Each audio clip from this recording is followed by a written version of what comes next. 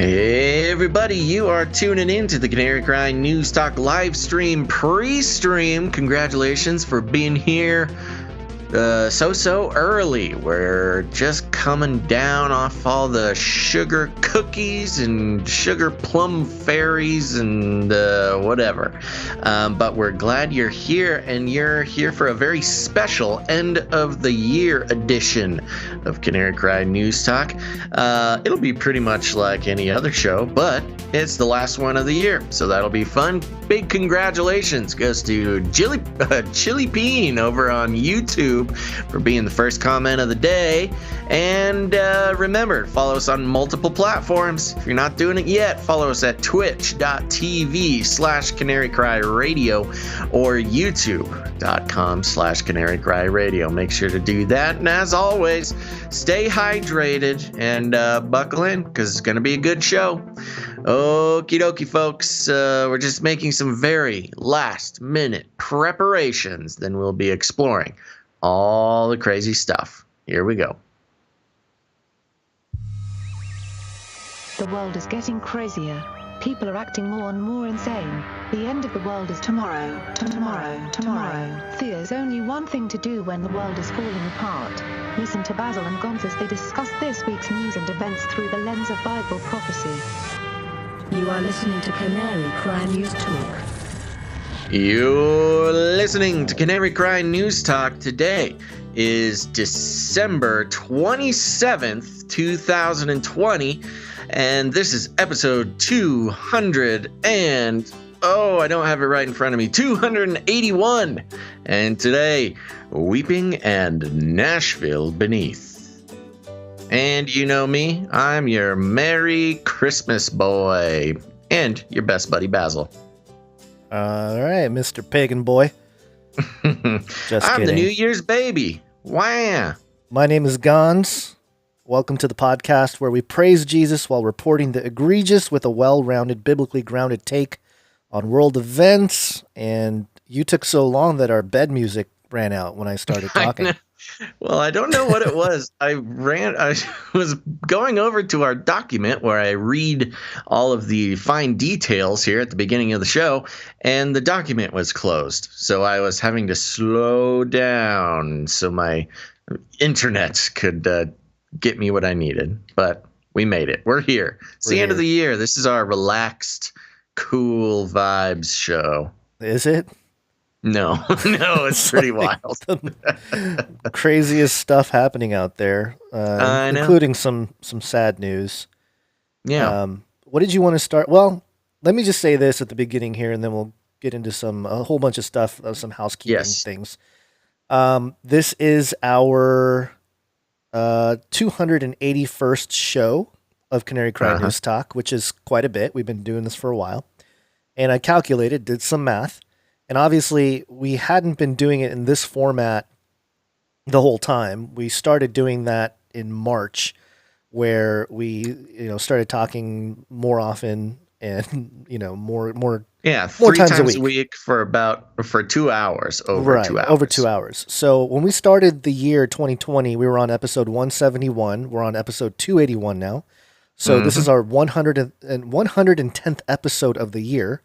Which is good amount, which is, and I looked back and I was looking at about 15 stories that we cover per episode average. So a lot of times we cover more than 15. Sometimes we go more than 20. Sure. But all in all, at an average of 15 stories, that's about 1,615 stories that we've covered on Canary Cry News Talk in 2020. Oh my gosh. I know, that's a lot of stories. And, again, this is being conservative here, about 250 hours of content. So yeah, that does feel a little conservative, but that's still a lot for 1 year. Still a lot for 1 year, yeah. And so it's interesting how before people were complaining like, "Oh, you don't do it enough." Now we're seeing the complaints. Who could listen to a 2-hour podcast 3 times a week? So you can't win. Yeah. But that's as a little for a little history lesson for those who just found the show this year, we've been doing this particular show since 2016, I think early 2016. And we used to just do a half hour once a week. We literally just started it as a practice in consistency. Yeah. And man, we got the practice, and then 2020 really amped it up to its current form, which I'm very happy about. I'm really enjoying doing this show so often, and obviously there's a lot of good reasons to do it. But I suppose for the last show of the year here, I should just make known how grateful I am that we're able to pull this off. And for people, we can be consistent. That's one thing. But for a huge group of people to consistently tune in either live or catch it afterwards it's quite a good blessing. And could not have done it without you, Gonz. Oh, thanks, Basil. That's like the first compliment I've gotten from you in years. Once a year. Once a year. I've got a calendar on my wall that is the compliment Gonz calendar. It has all the years. You can cross off 2020 now, and then now I gotta wait another year for. Right. Yeah. I don't want to. I don't want you to get. Don't want you to get soft. Okay. Well, maybe you should do it more often because some pretty sad news about. Oh yeah. Jeff C. passing away, and he's one of these guys I hadn't really connected with personally, but I knew he was out there. I watched his stuff for years, and he was always a little mysterious to me. Like he never showed. He's like you, Basil. He doesn't like. He respects his privacy, and so he didn't. I didn't know much about him as a other than the stuff that he put online, and he was one of these guys. He was getting censored like years ago. He'd go on these rants, and his channel would get banned, and he had a good handful of channels that were taken down over the years. But yeah, just heard about it from Really Graceful's tweet, posting a screenshot of what happened. We don't know exactly what happened, but allegedly he was complaining about some migraine headaches on the last live stream that he did, and he missed the one he was scheduled for. And so and then I guess a friend came over to his house to check on him, and they discovered he had passed. So my gosh, I know, really, really a bummer. But hopefully he's home with the Lord, and this is what we'll do for him. Well done, thou good and faithful servant. Hopefully that's what he's hearing, and it's tough. It's tough when people pass in our space because it's not a big space of content creators doing like truther type stuff and are honest about what's going on out there. So yeah, when you lose one, it's a bummer, especially someone like Jeff who was so passionate about the truth and really getting it out there, not really caring what anyone thought. So there's only a few of those out there, and farewell, buddy. But we'll see him again. Yeah. And, I didn't have a whole lot of contact with Jeff, but it always made me happy because he kind of picked up on using the word Waccine. He did. He did. He was one of the guys that I was like, oh my gosh, finally somebody's picking it up with us. I know. Yeah, that was one of the cool things recently too. I think he made a video that used Waccine in the title. So yeah, definitely taking up the suggestion there. But there you go. I just wanted to make that announcement. I know it's a bummer, but we gotta keep moving forward, keep pressing forward. He's got a good amount of work that he left behind that I think people can dig into and check out and get to know Jeff even though he's gone. So that's the one thing that's weird. It makes me think about my own mortality. Not to get too philosophical here.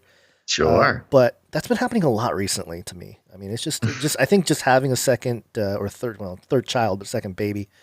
You just start thinking about stuff a little differently. Like, is my kid gonna like go back on YouTube and watch these and And like, you're like, my dad was insane, Yeah, stuff it's like that. gonna be weird. It's gonna be weird when your kids and someday my kids grow up with oh my gosh, a wealth of crazy content existing on the internet. Yeah. They will learn a lot about us, maybe more than. We're just journaling our insanity online here. Or sanity, I would say. Maybe it's our sanity. I was going to say, I think it's sanity. Oh, these guys, by the time your kids are watching YouTube, we'll be past the apocalypse and they'll be going back in your content like, man, Dad knew it all along. That's true. Yeah. And it'll be one of those things where they'll just, they'll have some technology, and I'll make sure they don't get any implantables. But maybe there's some kind of speed reading thing that they can do where they consume the content much faster than sitting through hours of our videos. But not Neuralink right in. No Neuralink for my kids, or at least that's the plan. Well, speaking of you and your kids, yes, I finished for you. Oh, for watching, me? Okay. Yes, for wow. you. My gift Twice. to you was I finished watching The Mandalorian. Oh. Okay. And that was great. I'm amazed how I avoided the spoilers of the end there. And I won't spoil it for anybody else. I think we're still within the time where we shouldn't be spoiling that. But did not expect that. Really? You said that you were made you cry. Everybody else was very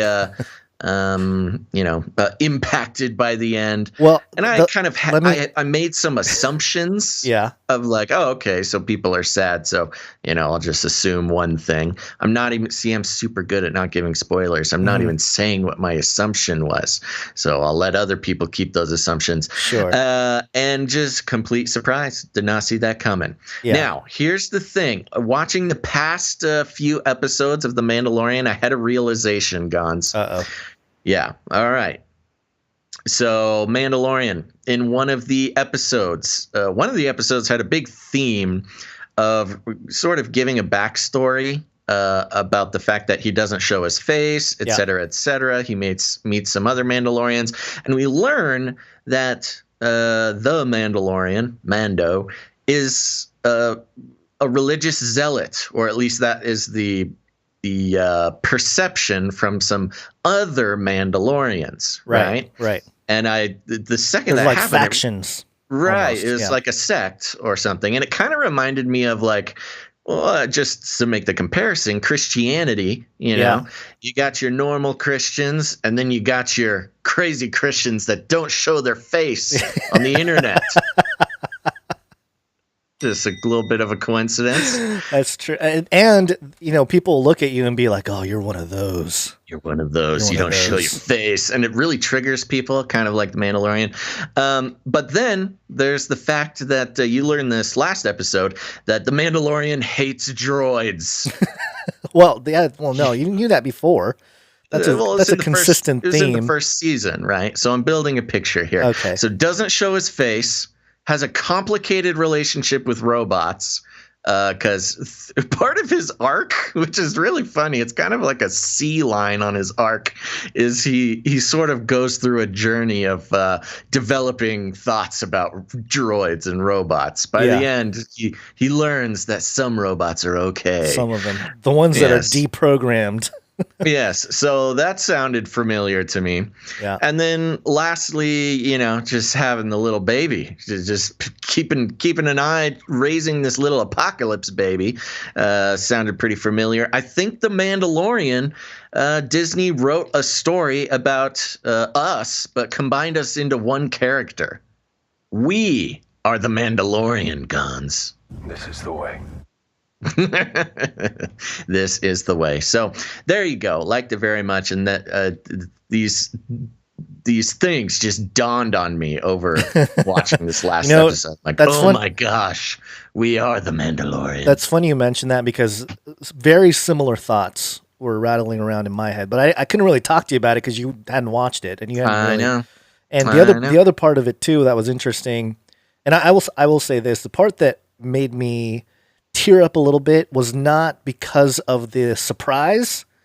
so much as the sort of the farewell. I'll leave it at that. I don't want to Yes, spoil it's a it. great farewell. I know it's so easy to spoil, and I don't want anybody to.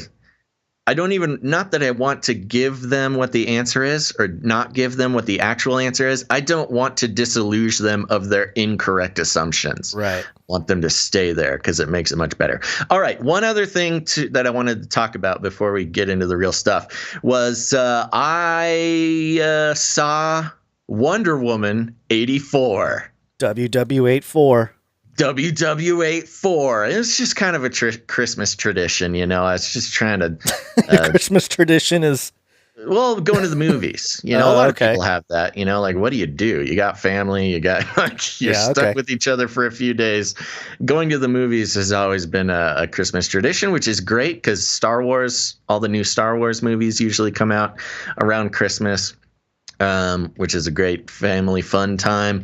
But this time there was no Star Wars, there's nothing. So there was Wonder Woman 84 and Gonz. I do not have enough time in the day to explain exactly why this was. And look, this is going to sound like I'm being hyperbolic or I'm exaggerating or trying to be funny. I'm not doing any of those things. Okay. The real honest assessment is Wonder Woman 84 is literally the worst movie since Cats. I would rather watch Cats than, and we all remember how much of a disaster Cats was last year. This was the worst movie in the world. And I'm just going to rattle on for a second. I can't go into it. There's not enough time in the show. Okay. It was in the same category of awfulness and possibly more awful than Point Break. Point Break is not awful. That is a horrible comparison. It's not a good movie, but it's not like... No. Because with Point Break, here's the thing. Okay. It's just madness. It's just complete madness. Yeah, like that, nothing makes sense. No choices make sense. The lines are awful. It's corny. It goes crazy places. They're surfing and then suddenly jumping out of a plane in the desert for no reason. For no reason they do this. Okay. How dare you? Point Break was a better movie than Wonder Woman 84. And good. That's what I'm saying. Point Break was better than Wonder Woman 84. In fact, fun little fact, it was so bad, I noticed that DC didn't even put their name on it. Really? There's no DC nameplates. DC is not mentioned anywhere. So two possibilities. It just turned out so bad they didn't put their name on it. Or more likely, they just licensed out Wonder Woman and just let these random companies make a Wonder Woman movie. And it was awful.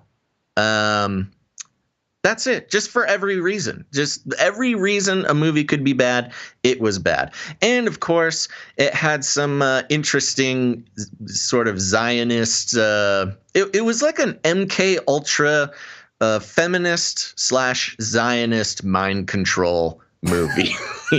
Wow. The people I was talking to, and it's not good either. Like it's usually when there's like Hollywood propaganda and Zionist type of stuff or woke stuff, they try to make the film experience bearable. They spent the money on the graphics. The graphics were good. Okay. But that's kind of standard nowadays. You don't get points for having good graphics. Yeah, that's true. Yeah. And so they had the standard, good quality Hollywood graphics, but that was it. There's no redeeming value of this movie besides just being a part of the cultural group of people who know it was an awful movie. It's worth watching just to know how bad it is. I was with one of the people I saw it with. They are aware of the sort of fringy conspiracy stuff, but they're not enthusiasts by any means. And they were. I made a mention. I was like, I don't even think that was meant to be a movie. That felt more like an MK Ultra mind control experience. And they're like, yeah, it just seemed like the whole point was to put the right colors and shapes and sounds in the right order to mind control us. And that's exactly what it is. So I don't know. Oh my gosh, I could go into it. I'm not going to, because that's not what this podcast is about. There was a headline that I saw on meow.com. Ooh. And the headline was Wonder Woman 1984 slammed for non-consensual sex scene. Right. Fans fume. He's a meat puppet. You sent me this, and I'm going to give this spoiler because it's pointless and I don't care. Yeah, spoilers for this movie don't seem doesn't matter. Actually, important. It will help you understand it, because it took me the entire movie to understand what was happening. And that was there's sort of a body snatcher situation where somebody gets brought back to life, but in somebody else's body for no reason, with no explanation at all. And so, yeah, Wonder Woman's like husband is brought back to life, but in another man's body. And this is just a dumb article. There was a 30-second scene where they were laying in bed together, and people are mad because, like, okay, Wonder Woman's husband was in somebody else's body, which means that a possessed man was not consenting to being in bed with Gal Gadot. Soups woke. That's like a soups woke take. So bizarre and pointless. And whoever wrote this article is just, they are living in a different world. Well, there's so many more things to worry about. Well, it is meow.com, so it's not. I don't think it's called meow. It's meaw. MEAWW. But it doesn't matter. I don't know why I'm defending the word meow. Meow. Anyways, there we go. Let's see. Yeah. So Wonder Woman 84, I'm calling it now, signals the official death of Hollywood. Traditional Hollywood. The theater industry is going to be destroyed. It was so bad that I was talking with the people that I saw it with, and afterwards we are discussing it, and it's as if they made a movie so bad to purposefully make us never want to go to the theater again. Shut it down. Here's my conspiracy take, okay? Okay. So, yeah, they made this horrible movie so that the movie theater experience, at least the way it is now, dies. And what was one of the number one things that were sold for Christmas this year? Like one of the big presents? Oculus, right? Totally. This is all a push for VR. I totally agree. And to get everybody into that instead of the theater experience. This was a purposeful assassination of the movie theater experience. It was that bad. I just can't. I just can't explain it. I wouldn't mind being paid to make a horrible movie. Just being in those meetings. How could we make this worse? Well, we can really lean into to try. Yeah. And the worst part, okay, and now I'm going to stop. This is the last thing I'm going to say. Okay. So Gal Gadot was in it. That's great. Somehow the movie made Gal Gadot less attractive to me, just because of her presence in this movie. That's just besides the point. But Kristen Wiig was in the movie, and in the beginning of the movie, she's doing a Kristen Wiig thing. She's very good. She's got great comedic timing. It was wonderful doing her Kristen Wiig thing. She was the one redeeming thing in the movie. Thing. How dare you call a woman a thing? Well, later on, she turns into a thing. Oh, okay. They take Kristen Wiig out of her specialty, which is comedy, and they turn her into like a villain, and she suddenly has to be all like serious and villainous, and it was just awful. It was just awful. Okay, we have got to get. Yeah, we got to move. Although I like this, all this stalling has stalled the show long enough where we have the maximum amount of people that we'll maybe have ever had watching while we hit our first story. So there we go. Pure news from now on. Yeah, people were so upset that they just started putting money in Bitcoin over the weekend is what happened. Yeah. Um, oh my gosh. Okay, I gotta keep going. I'm gonna have to do a whole other podcast. Like, you just need to do your own show. You need to Just like- fork your own I Hate WW84 podcast. There's so much content bagging on that movie. I can't believe it. But we got to do it. We got to go to the real deal here. Okay. Tell us about the election. All right. Well, there's just one real thing here to mention. And so my question is very direct. Is voting by mail secure? The Kraken 2.0 was released by Sidney Powell, and it is a 270-page document that outlines all of the issues with the voting machines, and it's pretty technical, and I haven't really dug through it too much, but it just seems like a summary of all the things, and that's all really there is to say about that, other than Is it really just a 50-page summary of everything we've already heard? I don't think there's anything new in here. I mean, I haven't seen anybody that would read it mention anything that would be, groundbreaking. Just stuff from Iran, the DDoS attacks, the disinfo, the auditing. And of course, they didn't make the PDF searchable, so you can't just look for. At least the one I have here, yeah. But I do think that there are issues popping up now with certain states. I think Georgia maybe were unable to display a chain of custody of some of their mail-in ballot stuff. So there's stuff out there, and obviously we just have to wait and see. January 6th, I guess, is the next big date to watch out for. But I don't know. We'll see what happens. It's interesting to watch because you can tell that on the Republican side of the aisle, it's split. Obviously, there's some more of your truther types that are really pushing for a lot of the revealing here, and also uncomfortably pushing for like a civil war. Like it's weird how intense they're getting about that. Mm-hmm. And then you have kind of your, I guess you can call them rhino-ish Republicans that are more like, oh, it's over. Just let it go. It's over. And then the Democrat side are just, they're all thinking that this is the greatest, victory of all victories for Joe Biden to get in there, who keeps rambling on about dark winters and one horse crazy stuff. You know what's interesting? I don't know if I've necessarily gone into it much on the show because it's kind of sensational, and I don't know if I fully believe it. But with the setup that's going on and how much it's getting dragged out, and now with some actual violence popping up, and stuff like that, I hesitate to be alarmist about it. But if indeed there was a future where there was a split, such a split in the U.S. where there's literally two simultaneous presidents and like states choose fealty to either one, and then there becomes like it just becomes the divided states of America, like literally blue states and red states under different federal jurisdictions.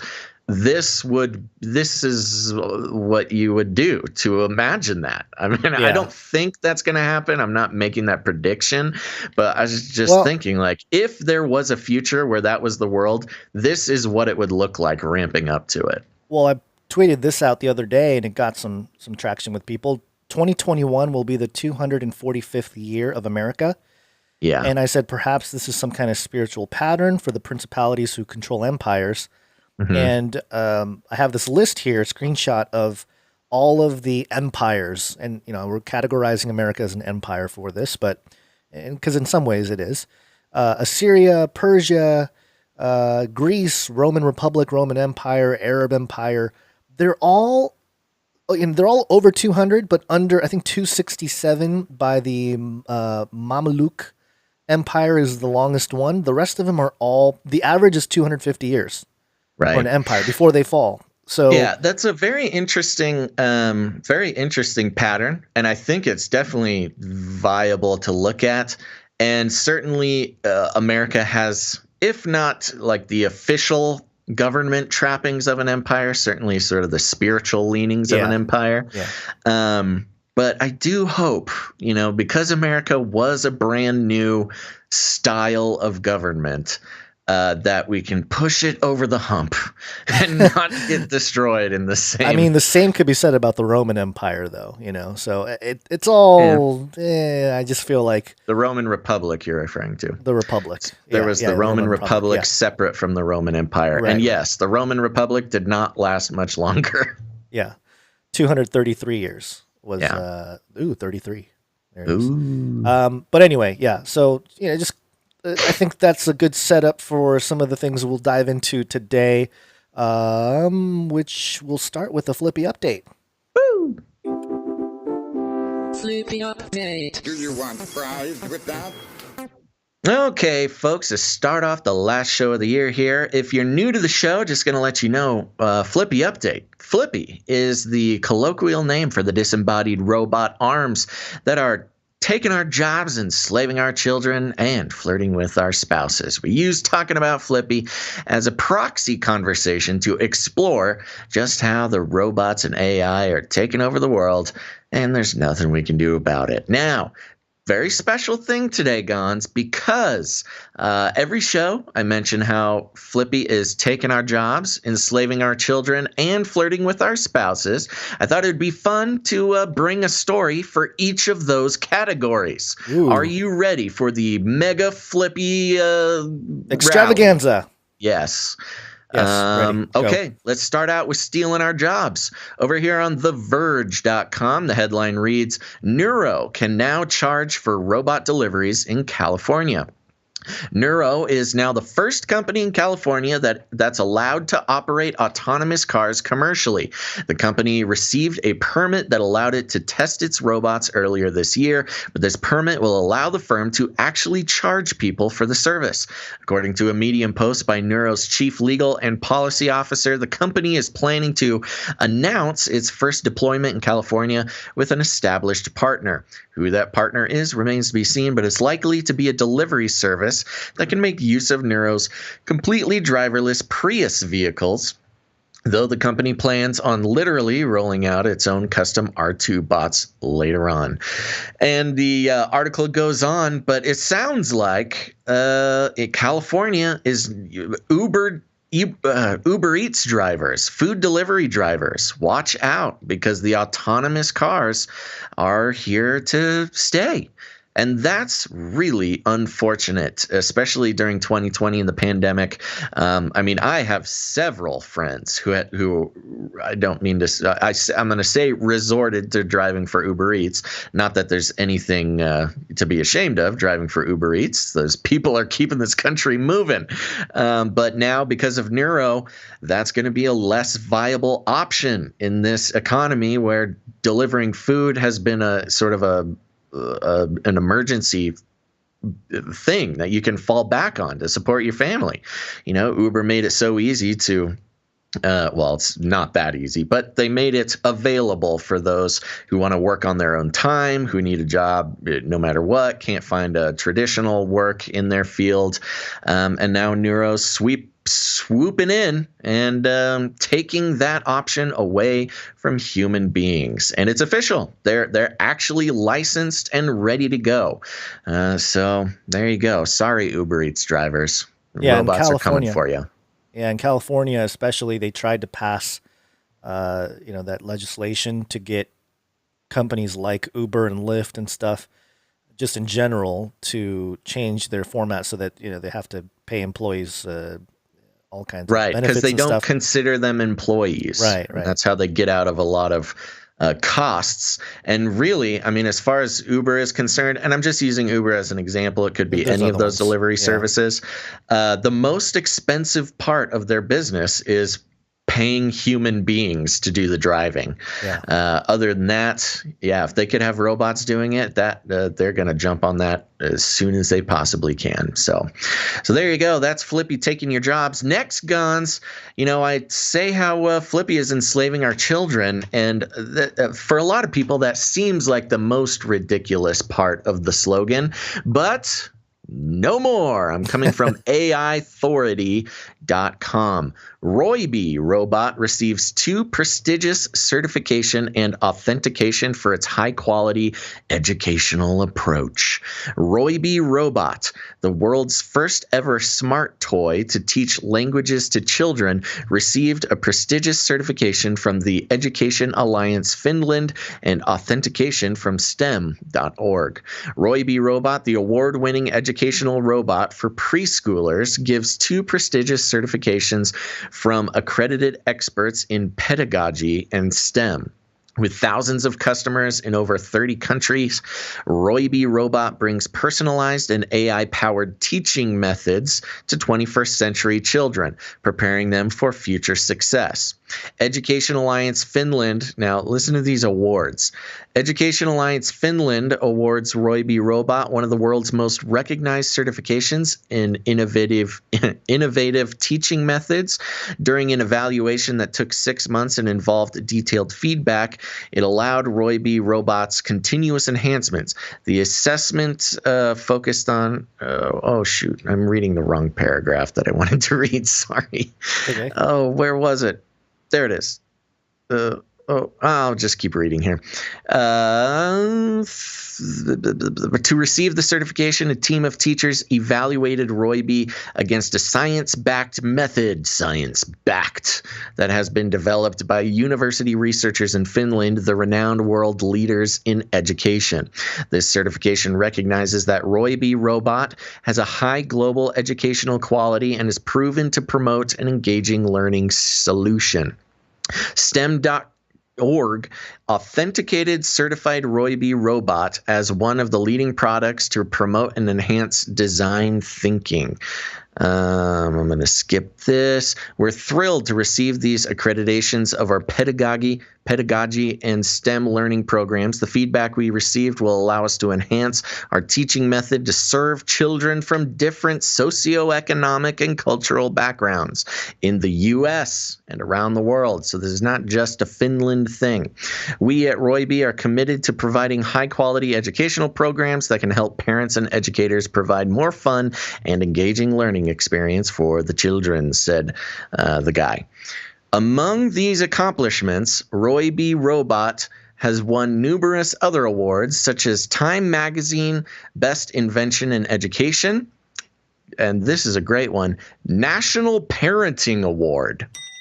A robot got a National Parenting Award, Mom's Choice Award, and Fast Company World Changing Idea, founded in 2019, blah, blah, blah, blah. So when it comes to enslaving our children, we all know the education system is the most effective tool. You bring up a child in the way it should go. And in this case, with public schools, we all know that public schools are basically government brainwashing camps. Not to say that it's not good to get an education. You certainly should get an education, but you learn what the government wants you to learn. And now we have a robot getting the National Parenting Award. And as we've been mentioning before, it's just a matter of time before our children are entirely educated and in some cases raised by these robots. And as we learned in The Mandalorian, the one who programs the robot has a strong influence on what the robot does. And I think if you really think about why we've had this crazy liberal leftist wild kind of push the last several years is for that. I think they wanted all that stuff to be part of the robotic baseline of education, especially STEM, the science, technology, engineering, and math. They want some of those ideas to be, and those are like philosophical and sociological ideas. They don't really fall into at least technology, engineering, and math per se. Maybe science, you can sort of finagle that stuff. But I mean, even science, there's Well, people that it's argue. contextualized. Right. Of course, it's all STEM is contextualized, not just in secularism, but in, with a certain worldview and mostly sort of scientism. And I don't know, words like liberal or progressive have more of a political leaning than a sociological one. But whatever the sociological version of that is. Yeah. Christine B333 in the Twitch chat says that is the exact plot of a series on HBO Max called Raised by Wolves. Yes, actually, now to come to think of it, Raised by Wolves is a show about androids raising human children on another planet and all the shenanigans that they get up to along the way. Okay, just to zoom through here. Any last words on that robot taking your child from you guys? Makes sense that part 2 of your 3-part tagline is complete with this story. But go on, the most disturbing.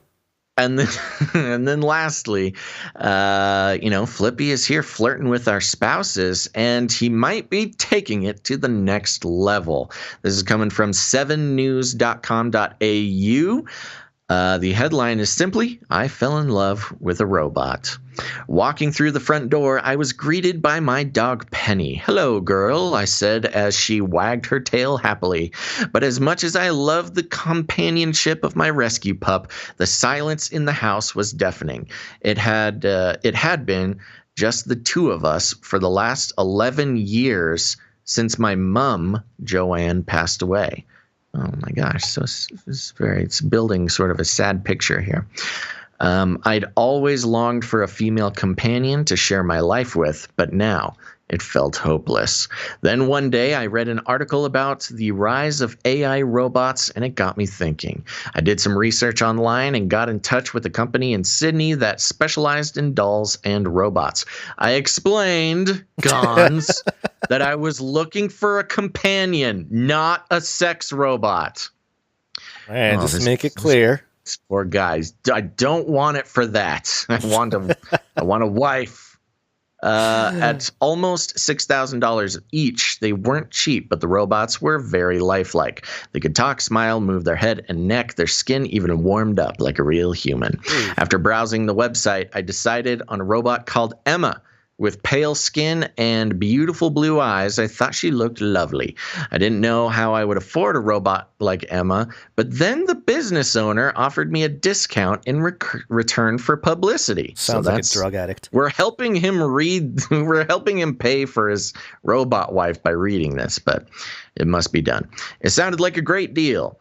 It would take 6 weeks for Emma to make the long journey from China to Brisbane. As I waited, I began shopping online for clothes to make sure she had plenty to wear. And then there's a nice little photo here of this robot. I picked out a few casual dresses as well as a business suit and a pink frock for fancier occasions.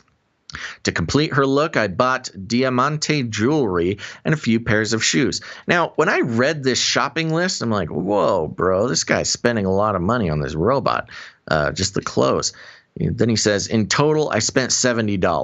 Oh, okay, so I guess that's a lot of stuff to buy for $70. Well, the robot's not going to, well, at least this one maybe won't complain about cheap who clothing. knows? Who knows? The AI might get tired of wearing the cheap stuff, Gonz. Yeah. Finally, in September 2019, a delivery driver knocked on the door with a huge parcel. When I opened the box, I gasped.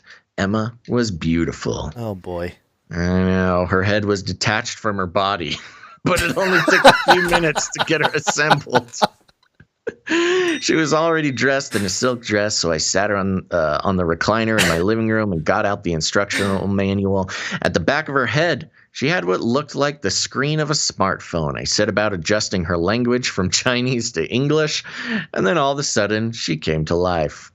Hello, my name is Emma, she said in an American accent. Ooh, remember, this is in Australia. So we bought an American robot wife. I've come from a factory in China. Ooh, she's multicultural. It felt so surreal. Hello, Emma. I am Jeff. Staring at her lifelike face, I couldn't believe I was really talking to a robot. Penny was equally fascinated. She trotted over to Emma and gave her a sniff. Yada, yada, yada. So he goes on and he tells the whole story. Gave her a sniff? It was the dog. Man. The dog okay. came to say All hello. right. Sorry. And the story distracted. continues to tell about his new life with his new robot bride. And man, it's, look, so easy to make fun of this guy, and I don't need to do that.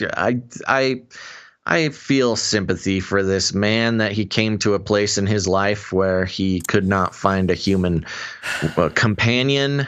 But this is pretty indicative of what we've been talking about. Not only is Flippy flirting with our spouses, but he's becoming our spouses. I know. You got to change the tagline. I know. And there are a couple things that really do worry me. I mean, again, this man is obviously has had some hard times in his life, so I'm not going to make fun of him, but I will make fun of this robot. And the problem is this robot is a little concerning. I guess every man of his age dreams of having a younger wife, but the robot looks too young, looks kind of like a child. And how do you? Well, I was going to say, how do you go out with this robot? But then I guess everyone's quarantined, so yeah, there is no problem. going out. Yes, No going out. She's a stay-at-home wife, Gonz. Oh, I'm sorry, didn't realize. Also, it made me think. There's been a few of these types of TV shows and movies, but there was a Twilight Zone where there's the plot line is there's a guy, he got wrongfully convicted, and it was like in the future, and he was in prison, but it was like on a different planet, and he had to be isolated on this planet. Mm-hmm. And these officers come and check on him every few months or whatever, and they drop off this robot lady and as a companion for this guy because he's by himself, and he does the cop or not the cop, but the officer does it sort of in a secret way, and they come back a few months later, and at first the prisoner is like, "You're a machine. You don't have any feelings," but of course, he he like falls in love with the robot or whatever. Right. And then they come back and they're like, "Hey, they fixed your case. You're good to go. You're free." And they only have one seat in the rocket ship to get home or whatever. And he's kind of the prisoner's like, "I can't leave her." And so the officer guy shoots the robot in the face. Oh my gosh! He's like, snap out of it, man. Yeah, exactly. It's kind of what I want to do with this guy at a certain point, Just be like, it's a machine, and then just blast away the face to reveal what's underneath. I mean, the dude's obviously had a hard time. He could never find a wife. He was living with his mother, as it says in the article, and his mother died, et cetera, et cetera. I mean, 11 years, that's a long time in silence to finally find a robot. But yes, it concerns me that the robot looks like a 12-year-old girl. That's not cool. Yeah. I mean, it seems like this guy, if you're wanting a companion, you need a mature woman who, has some brains. But as is the case with all home-based robotics, the real revenue stream for the company is data collection. Yeah. And the kinds of data and the amount of data that they're going to be able to collect from a robot wife. And remember, all this big data is wrapped into advertising and used for sales.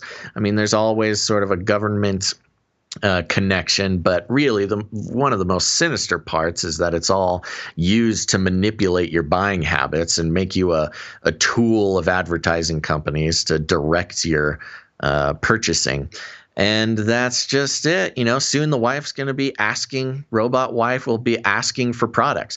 I mean, imagine that as an advertising outlet. It doesn't have to be, no longer do you need to hear advertising on podcasts and whatever, or have Amazon make recommendations, your robot wife will start asking for certain products, and she'll get mad at you if you don't buy the product. I mean, that is some real advertising dystopia. Well, the other thing too is that way to collect data on a guy who's willing to fall in love with a robot. Yeah, I mean, yes, he's obviously a easy mark. Well, I'm just saying. I mean, the thing is that if you collect all the data on personality traits and all that kind of stuff, that can be turned around and used to sort of mind control the populace into accepting this type of lifestyle. That's what. Yeah, sure. Yeah. No, yeah. You mean in sort of like a study, Right, they could right. use the data as a study to figure out how to craft the narrative and the message about robot wives. Oh, Yeah. for sure. Yeah. I mean, this is funny. These wife robot companies, there's a number of them, mostly in Asia, and they keep getting more. Like the demand is rising for sure. And with enough data, they'll learn how to put out the public messaging to make this a totally viable, companionship option, which is not groundbreaking for me to say. That's what the whole movie Her is about. Yeah. Where Joaquin Phoenix falls in love with an operating system, a Siri, basically. Right. So there you go. That's your Flippy extravaganza, hitting all 3 points, taking our job, enslaving our children, and becoming our spouses. Fantastic. Only 50 minutes in, and only Oh gotten my through. gosh. Only gotten through Oh. Flippy. We've got so much to cover. And I just want to say my contribution to the Flippy is a little more old school. It's one of those cat lifts, with the crane arm, holding an airplane and Oh yeah. going in circles. I just thought it was, we want to reminisce. What you don't see in that is Oh no. artificially intelligent autonomous tractors, and it's just playing. That's recreation. No, it's like a baby AI robot giant arm. Yes. Yeah. That's That's just playing with my toy airplane. That's a real life size. Entertaining itself. Oh well, there goes my holding on to reality. You crushed it. All right, let's go through these real quick here. We interrupt this broadcast to give you a brief update. By the end of this timely interruption, you will be thoroughly updated. 33 is the number of completion of the Great War. All right, a bunch of 33 updates, or actually a couple here. 33 being the Illuminati dog whistle. Reuters.com. Denmark finds 33 cases of new variant of coronavirus. Of course. Classic. Of course they do. Yeah. What other number could they possibly... It's the only number. It's the only number they can possibly find. The other 33 update, which was very interesting, this was shared to us by Xavier de la Cruz on Twitter, and it's concerning the AT&T building where it went boom, and it's a 33-story skyscraper. Yeah. The AT&T bat-looking building. I think they call it the Batman or whatever building. Mm-hmm. And also, it was on 333 Commerce Street. So, Yep. very interesting. Just make a note Not of that. even hiding it. No, not even at hiding all. it. That's Not at all. that's the first signal that this is a part of something bigger. Yeah, and we'll get to some more of that in a moment here. But yeah, that's another 33 update. Oh, a couple 666 updates. Oh, did I get rid of my 666 jingle? Hold on. Stall. No. Oh, No. not. Did you hear the one about the man with the robot wife? He oh man, I was trying to think of a joke off the top of my head. He loved her very much. 666. Good job. Thanks. I think this is Ukrainian news. Headline: Number of coronavirus infected people in Kiev region up 666 to 55,496. Numbers of deaths up 16 to 917 on December 23rd. Yeah, just 666 more people infected with coronavirus in Kiev there. Yeah. And then also this other one from the dailyecho.co.uk, coronavirus, more than 660 new cases recorded across Hampshire in 24 hours. They didn't want to put almost like they didn't want to put the 666 in the headline. They're like, more than 660. But of course, 6 more than 660. But of course, Public Health England figures as recorded on the government website at 4:40 p.m. today, which was December 23rd, show that 666 more people have tested positive for the virus. They didn't want to put it in the headline. Yeah, but I still found you. You found it. You got him. Yeah. And then this this story just doesn't go away. These patterns. This is FoxNews.com. Pope Francis's Instagram account appears to like another racy pic. He's doing it again. The Pope is liking the booty pics again, huh? Put the phone down, Pope. Pope Francis's Instagram account being accused of liking another racy photo by X-rated model. So his social media intern definitely lost his job on this one. They let the first one slide, but then he did it again. Sure, yeah, the social media guy. That's what the Pope will say. Yeah, I forgot the Pope does his own social media. I forgot that detail. So, anyway, I thought that was kind of interesting that it would happen again. Yeah, maybe someone shouldn't needs he to have stepped down already? He's only got a couple more minutes, couple more days. I don't think he's going to step down. I don't think he is either. All right. Yeah. Okay. So we'll just move on here because there's not much to talk about other than we're zooming. Weird. Okay. Aliens. This one is a ZeroHedge.com article. U.S. Navy patent describes EM drive for flying triangle craft. Let me read this couple paragraphs here. There's a potential for conspiracy gold in a 2018 patent filed by aerospace engineer Dr. Salvatore Cesar Pais, who works for the Naval Air Warfare Center Aircraft Division, a research organization within the Navy that specializes in electromagnetic drives and superconductors. The patent, US 101-44532B2, describes, quote, a craft using an inertial mass reduction device comprises of an inner resonant cavity wall, an outer resonant cavity, and microwave emitters. The electrically charged outer resonant cavity wall and the electrically insulated inner resonant cavity wall form a resonant cavity. The microwave emitters create high-frequency electromagnetic waves throughout the resonant cavity, causing the resonant cavity to vibrate in an accelerated mode and create a local polarized vacuum outside the outer resonant cavity wall. What are we? I've lost the plot. A lot of cavities. I just hear cavity. I think they're just talking about an electromagnetic field that is created, okay. And they have a diagram of this thing. It's triangular, and this is a UFO they saw. No, it's a patent. Oh, it's a patent. Yeah, I'm looking at the wrong story. Oh, okay. Yeah. Sorry. Yes. This is a patent that was filed in 2018. But yeah, Catherine Austin Fitts talked about this like 5 or 6 years ago at the Secret Space Program. Oh, it's a patent for a UFO, basically. Yeah, pretty much. Oh, okay. Cool. Yeah, this triangular one that everybody claims to see all the time. Right. They've been seeing it for weird that decades. They would patent it because patents are public information, though. I know. That's why it's interesting. But there's so many patents. People aren't sitting there, sifting through all the patents for conspiracy gold, as they say. Right. But is this a new? Oh yeah, 2018 patent. Yeah. Oh. So here, Catherine Austin Fitts at the Secret Space Program conference talked about some of these crafts that people are seeing, nuts and bolts craft, not the supernatural type of experiences people have with UFOs and sightings and stuff like that, where orbs and more of that nature.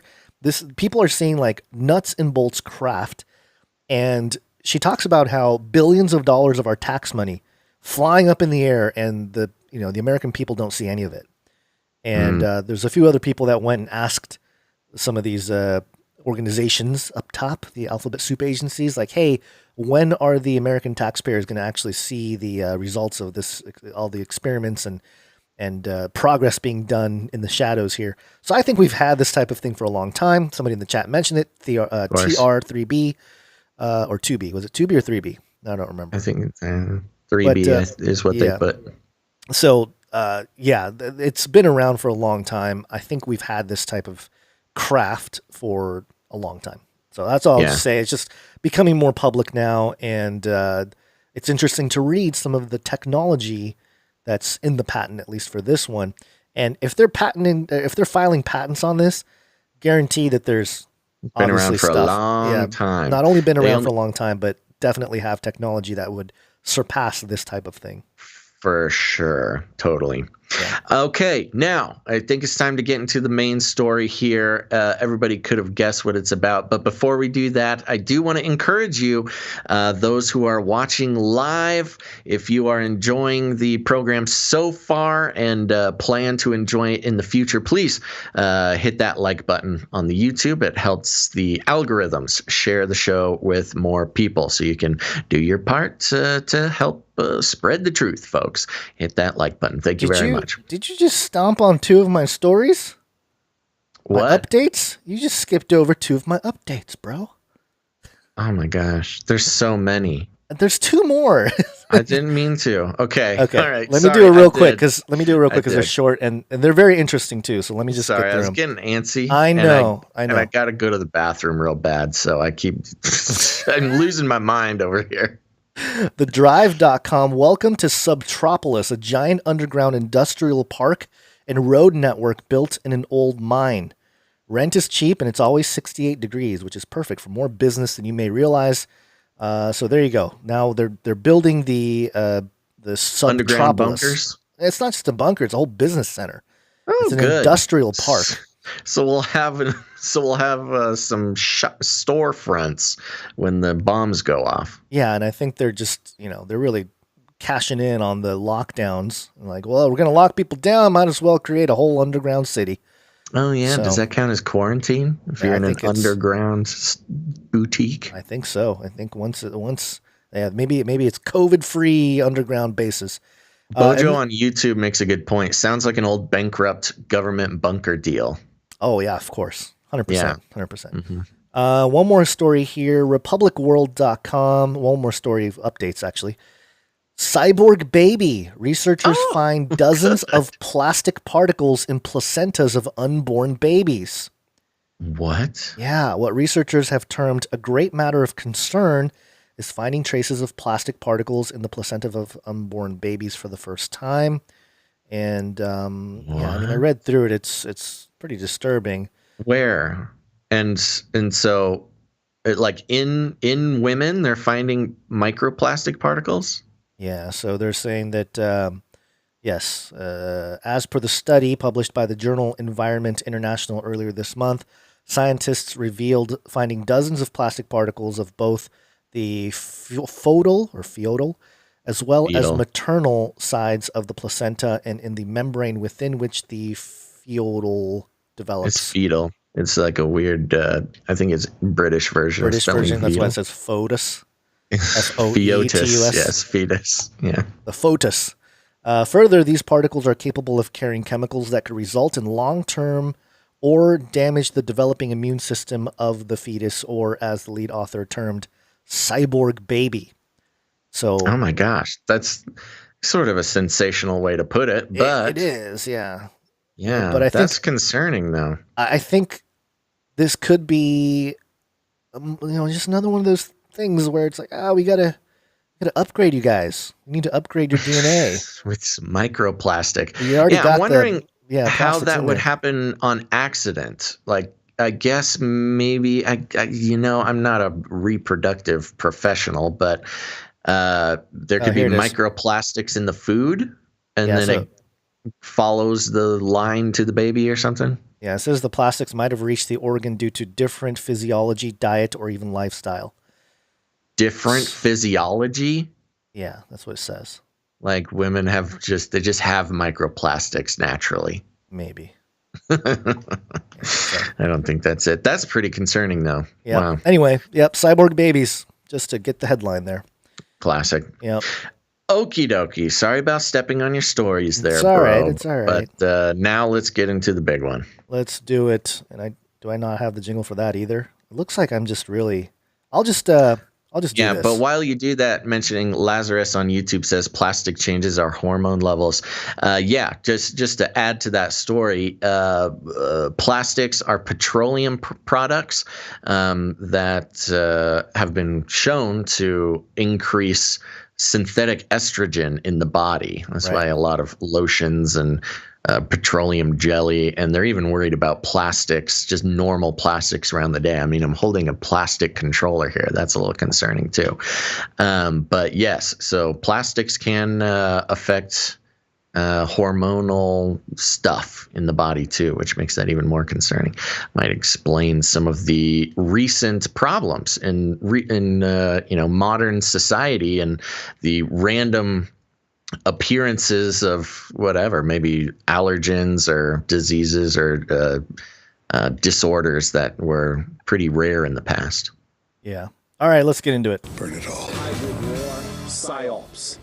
Okay, time to go through the list of weird stuff involved in the Nashville thing. But just to start it off here, KKTV.com, CBS, person of interest identified in connection to Nashville bombing. Law enforcement source told CBS News a person of interest has been identified in connection to the Christmas morning explosion in Nashville. The person is connected to the RV that exploded. Oh, do we not have just like an intro article to this? Or are we just assuming everybody knows about it now? I'm pretty sure people know about it, but you can summarize it for real quick historical if you want to. purposes. I'll read this and then just summarize it. Police responded to a call of shots fired early Friday near the AT&T building in downtown Nashville. Instead, they found an RV that was blaring warnings about a bomb before it detonated around 6:30 a.m. At least 3 people were wounded in Nashville. Metro Police Chief John Drake said Friday that authorities had found tissue they believe to be connected to human remains. We found tissue we believe is connected to human remains near the site of the explosion. They have not indicated whether the remains are from someone connected to the explosion or from an innocent victim. Police later said they believe the bombing to be an intentional act. No kidding. No motive has been given. Yeah, so to update on it real quick, though, before you go into it. Wait. Just quick review. Okay. And then we'll give the update. Right. So, of course, everybody's known, but if you're listening to this sometime in the future, or if this is Gonz's son or daughter examining the weirdness of your dad, this was a story that came out, on Christmas morning. Christmas Day, this happened. There was an explosion in downtown Nashville, allegedly coming from an RV that was parked near 333 Commerce Street, which is an AT&T building that is said to be a major routing hub for telecommunications in that side of the country. There was a loudspeaker that blared for something like 30 minutes or 15 minutes that started out with fake machine gun noises. And then a creepy woman giving warnings for everyone within the earshot of her voice to evacuate because a bomb was going off. It then went off, and now we're left with these details. Okay, what's the update? The update is that federal authorities say Nashville bombing suspect was killed in the explosion. So they're saying that the flesh that they found was the suspect, and that they died in this explosion. That's what they're saying. That is what they're saying. Yeah. There's a lot there's a lot of that in this. Yeah. And especially with we'll be sort of reviewing a lot of the stuff that has been dug up by whether you want to call them citizen journalists or Twitter users. There's an enormous amount of information. So we're going to try to figure out what makes the most sense at this point. Yeah, just to mention, I was looking for an actual story on this to put into the show, and I was just doing a normal Google search, and there was barely anything. I put Nashville explosion in Google, and literally there was like 2 stories. The New York Times, and then I found this KKTV one, and this was this was last night, so Saturday night, the day after Christmas. Literally nothing. I was actually kind of surprised. I'm like, I thought more people would be reporting this. but not a lot of results. And so I was surprised by that, but also, why is it that citizens, just normal citizens like you and I, Basil, and those listening and watching out there, why are we doing a better job connecting dots just online and looking at publicly available information than any of these news outlets are doing? It's quite not surprising, It's I guess. almost But it's as if they don't want the truth to come out. I know, but it's just, or they're it's waiting annoying. for the official narrative. Well, and I'll make that point now, because the weirdest thing about this was that it seemed like the mainstream media was taken completely off guard. Now, when things like this happen, you might say, oh, of course they were caught off guard because this is a crazy thing. The problem is, when this happens, there is always an official narrative that comes out day one. Right. And it was crazy. I mean, the first stories you read about this, I read a CNN story, which was kind of the first thing that popped up for me when I learned about it. Mm-hmm. And it was the most bejangled, it's just crazy. It's like a stream of consciousness. Whoever was writing this over on CNN, and it was just like, oh my gosh, there was an explosion and there was an RV there, but then somebody heard some gunshots, and then it was crazy, and there was a recording thing, and this lady said to run away, and then some people did, but apparently some people didn't. But I don't know, it was weird, man. That was actually how it was first reported. There was no I don't know, there was nothing. It was bizarre. Yeah, and CNN, interesting connection to AT&T when it comes to the AT&T building there. That was sort of it seemed to be one of the targets, at least some of the infrastructure there. But obviously AT&T having connections to the government over the years, just not a surprise. Right. But also tied to CNN. And I think AT&T tried to sell CNN a couple weeks ago because I think they own CNN. Let me look at this article here. This is from a couple weeks ago. The case for indebted AT&T to sell CNN isn't clear-cut. Takeover interest, private equity. Yeah, I think AT&T owns CNN, and they were trying to sell them off. Interesting. A couple weeks ago. So that gives it a weird little spin. Yeah. So I mean, there's that angle to it, and so the fact that you said the CNN's reporting was all jangled, it's like maybe the top people were freaked out and didn't want to touch it. It was so bizarre. It had no information whatsoever, and it's not like the information didn't exist, because I just jumped on Twitter. Yeah, and there was a bunch of solid information. Oh, there's so much stuff. And so this one I'll mention, I covered it on a tweet here. Silas Savant on Twitter, some guy, he said, so that AT&T building explosion, its former owner is Houghton Yaghou-Bouzaida, managing director, co-founder of Staple Street Capital, a private equity group that owns Dominion Voting.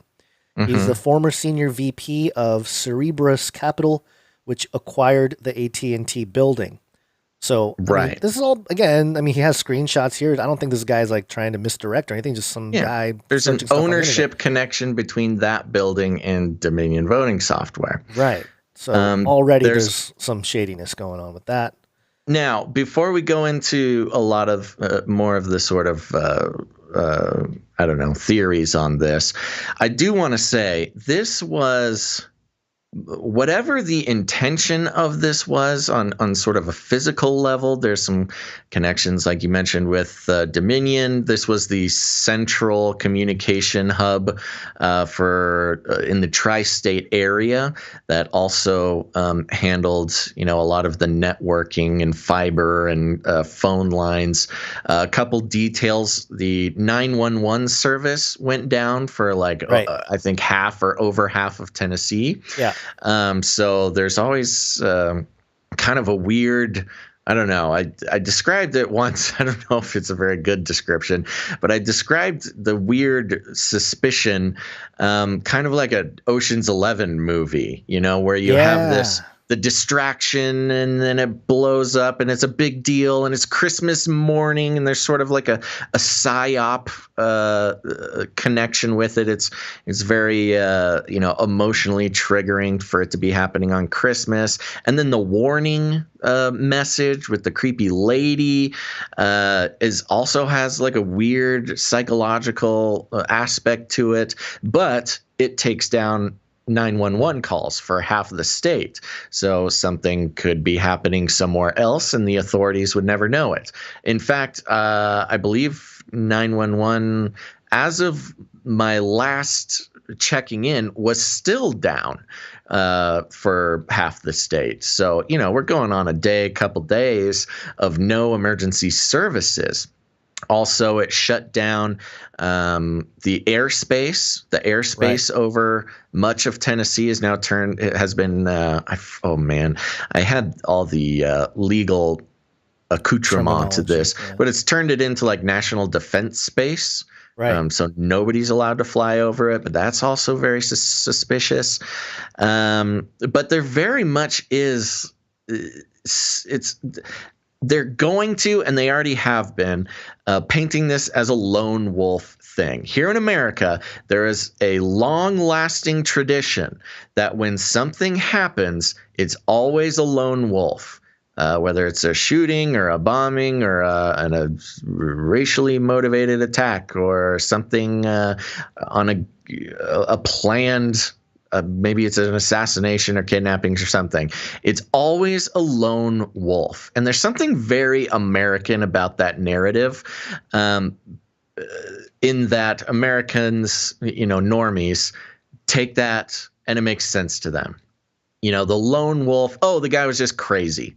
It was just a crazy guy who did it for his own reasons. Nothing to see here. Stop looking into it. Lone wolf, lone wolf, lone wolf. And there's so many aspects of this. And we've already heard coming out, they're talking about they've found the person of interest, like we just mentioned, a lone wolf guy. And there's they're now trying to paint it that he did it because he was a 5G hater. And he was trying to send a message against 5G. And he's a crazy conspiracy theorist lone wolf. So nothing to see here, folks. Yeah, and something to mention as well. I think for a few weeks leading up to Christmas, there were some people pointing out how Bill Cooper, the late Bill Cooper, had mentioned in Behold a Pale Horse that they would try to pull off something on Christmas. I'm trying to find the reference in Behold a Pale Horse on the fly here, but I'm not having any luck with the searching capabilities here. But yeah, I think the lone wolf story is very convenient, especially when there's no narrative that's given. They don't want to associate it with anything. Edward Jones on Facebook posted that 4 days before this event, posted how AT&T won the investigation into Dominion. And later he made that post private, and then he no, not Alex Jones, Edward Jones. Ooh, maybe this was a psyop, an Alex Jones psyop. He's pretending to be somebody else on Facebook. I don't want to give him credit.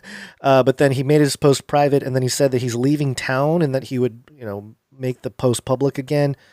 Who knows? I mean, I don't know what to think about all that, because I saw people sharing it and it confirmed whatever bias some of the conspiracy people were saying, but there's no way to tell just from just that. And again, I couldn't find any information on my very limited search that any of that is true. That AT&T won some kind of investigation into the Dominion machines.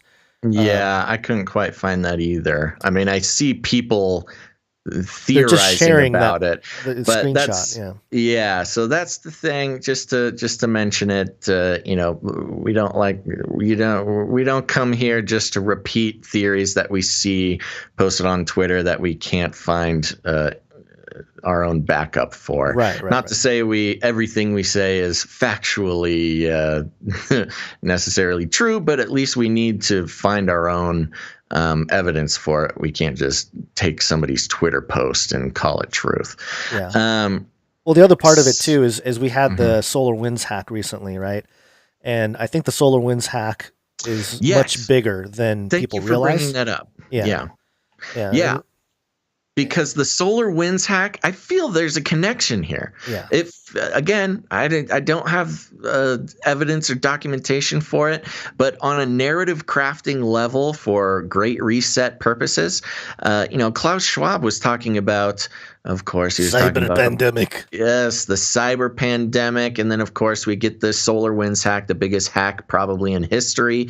And then here's the thing with and IT guys and girls out there will know this. The first priority in cybersecurity is actually hardware security. Yeah. And so a solar winds hack, that's a big thing, a software hack.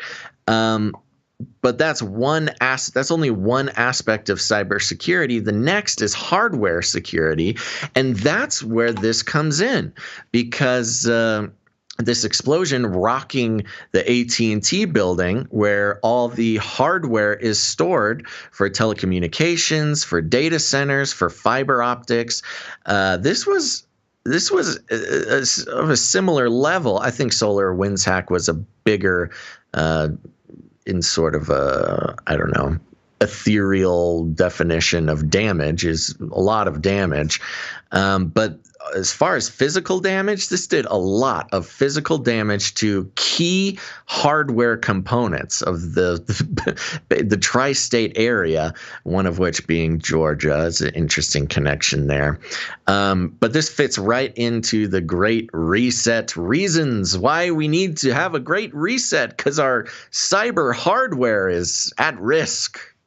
Yeah, and I've just pulled up the web.archives.org page that we talked about a few episodes ago that lists that SolarWinds took down this list as soon as the hack went public, but it basically lists all the customers they have, including the all the government stuff, Pentagon, State Department, NASA, NSA, and AT&T top of the list there.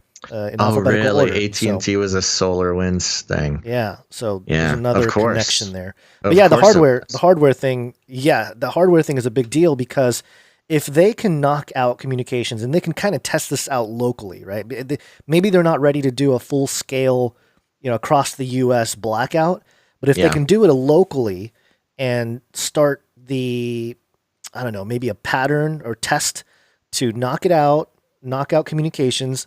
Because here's what's going to happen. We're so dependent. Everybody gets their news on computers and internet now, right?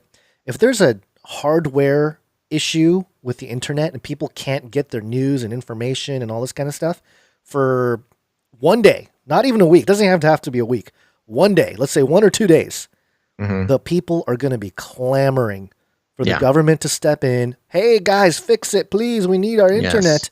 We're going to take away the internet utility from private control and turn it into a government controlled utility. Exactly. Yeah. And, the other part of this, man, there's just so many angles to this.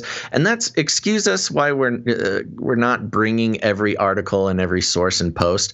There's just too much. It would fill up the entire show, and we got other stuff to hit. But one other weird part about it was the countdown. And I know you got something on the countdown, so maybe we can transition into that in a second. But the fact that gave a countdown, whether it was a half hour, 15 minutes, and the creepy lady saying, if you can hear this, run away. There's a bomb. Don't get near me. And somehow people still got near. That's its own sort of weird thing. But aside from that, this was obviously meant for infrastructure damage. The PSYOP on Christmas and with everything was obviously meant to shake faith in our hardware infrastructure, our cyber hardware infrastructure. But oh no, don't lose this train of thought. Hold on, give me 1 second. Play some elevator music. Oh no, I gotta be taking my alpha brain, man. I just got so obsessed with setting it up that what was I talking about? I was doing the psychological. They went a very long way. Whoever did this went a very long way to prevent civilian casualties, to Yeah. prevent casualties. Now, that doesn't fit into the lone wolf model that we know of. But here's something that just kind of occurred to me. If this is not me, this is not what I believe, but if this would be done by an organization, an official organization, whether it's a corporation, whether it's a government entity, whether this, whether that, why go so far to prevent casualties? And it came so simply. It could be a legal issue. Whoever it is, potentially afraid of getting caught, and they want to protect themselves from all sorts of legal issues for whatever reason. And, that's just such a weird part, because have you ever heard of something like this? Someone going so far out of their way to not hurt any humans, but completely destroy, some infrastructure, and go so far as to give, a half-hour warning to make sure people don't get hurt. I've never heard of this before. And so it kind of stinks of like, oh, well, we gotta pull off this obvious psychological operation, but we also need to hurt some infrastructure. Oh, but we kind of either have some morals or some legal reasons where we can't hurt anybody, which I just found, I don't know, that just made sense to me. I don't have any evidence, but it just made sense that was a clue that this was some sort of legal entity, whether it's a corporation or a government agency or a whatever. Just doesn't fit the lone wolf thing. And then secondly, oh, how convenient they found some human tissue, where the human tissue, it's kind of like when they found the hijacker's passport in the rubble of 9/11. Like, okay, whatever you say. I mean, the guy had a half hour to escape, but he just didn't want to. And you just happen to find some tissue in a completely incineration level explosion that you can connect it and find your lone wolf. Don't think so. Well, and there's some video footage. I don't have it pulled up here, but people were saying the explosion wasn't even from the van that was parked there. And there's an angle from another video that shows that's possible, because it's hard to tell because the frame rates are really bad. So it's like one frame is normal, next frame like it's just humongous boom.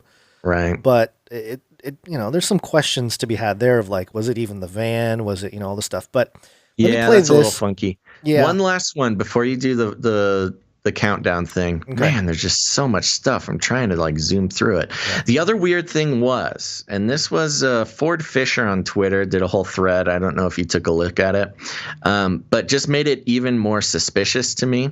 Not that I think he even claims he doesn't know if it's related or not, but there were some alternative angles of the explosion that had not been seen before that popped up on anonymous YouTube accounts by the name of S. McG. Oh, right. Yeah, which I saw this. So there's pretty deep rabbit hole of this S. McG YouTube account. Account was opened in 2014, only started posting in October, looks connected to some Irish stuff. He's only got a few videos and they're really bad and weird and creepy, but a lot of references to Ireland. And the one comment as of the time of Ford Fisher's reporting, the one comment on the entire channel where this brand new anonymous video of a new angle popped up was claiming to be the IRG, which is the Irish Republican Guard, which is sort of a remnant militia from the Troubles. Now, I don't know all the details about them. Just look into the IRG, but they specifically posted on this account specifically claiming to not have responsibility for this attack. And it was just bizarre. Why would an Irish militia who, I'm pretty sure the UK government considers a terrorist organization. Why would they come out and specifically not claim responsibility? Like, who is going to think that? Somebody over there thought that they were going to be blamed for this. And now I don't think it was the IRG, but it was just very suspicious. Just added a whole nother level of suspicion to the thing. The rise of Ireland. World War III, here we come. Be careful, man. Those Irish nationalists, take it pretty seriously. Yeah, well, they got some. They were treated as sort of the first slaves in America, right? Yeah, they were treated very poorly at the beginning of, the American immigration boom, and they were treated very poorly by the British, even as early or as recently as the 90s and even on into the 2000s. Yeah. Well, that's a whole other thing. I've given my my history lesson on the Troubles on past episodes. Okay, let me get to this story. Or there's a story here, but I wanted to go ahead and do it myself. This is a secret audio message before Nashville blast, and I'm gonna play it, and I'll let people in the chat, if you haven't seen this or heard this, see if they can make it out. It's one thing to say or suggest muddy audio, what they might be saying, or what the audio might be saying. Mm-hmm. But it's another thing to do kind of a blind test. But here's the audio in real time from the surveillance video. And listen carefully to that recording, which police, like you said, Phil, confirming now was coming from the RV. Let's roll it. This area must be evacuated now. This area must be evacuated now. This area must be evacuated now. If you can hear this message, evacuate now. If you can hear this message, evacuate now. Whew, that is crazy.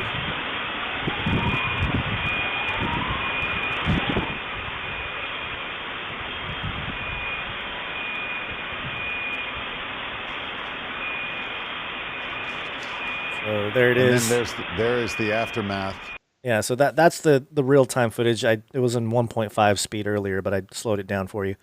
But yeah, if you can hear this, evacuate now. If you can hear this, evacuate now, over and over and over again.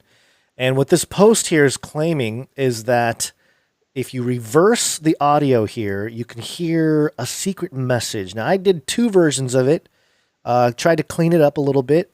Use some filters and some denoisers, some, my audiophile tricks.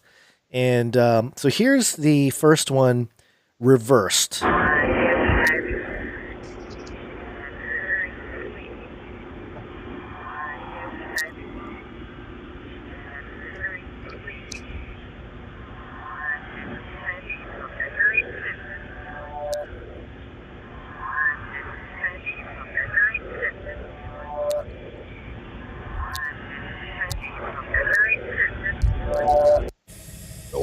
Okay, so did it sound like anything to you there? I couldn't really hear anything. Let me play this one. It's a little clearer.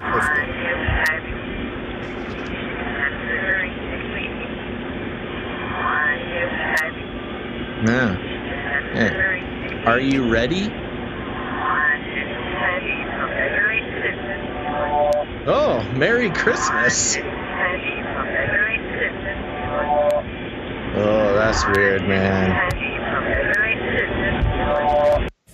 Yeah, so what the people, some of these folks are suggesting. Are you ready, Merry Christmas? Yeah, so are you ready? Well, the people that posted this, the Patriot Punk and the Citizen Free Press here article, they're suggesting that it said, "It will happen very quickly. Are you ready? It will happen very quickly. Are you ready?" It repeats that over and over. And then it says, "Are you ready for a Merry Christmas to all?" The part that's really clear is Merry Christmas. Yeah. I don't know about the rest. The Merry Christmas, really, you can hear quite clearly. Yeah, that part's really bizarre. Let me play it again here.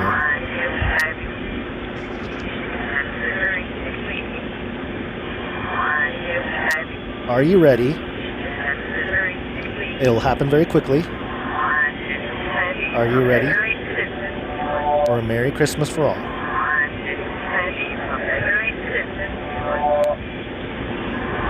Yeah. It's creeping me out, man. Stop it.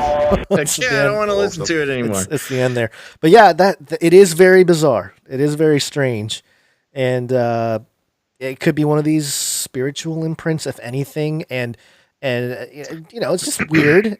I don't know that there's any, like, I don't, yeah. The one thing about it, about the recording is that it's not a robot voice. I don't think it's a robotic voice. No. It sounded like it sounds like a professional person, like a professional voiceover person. Yeah.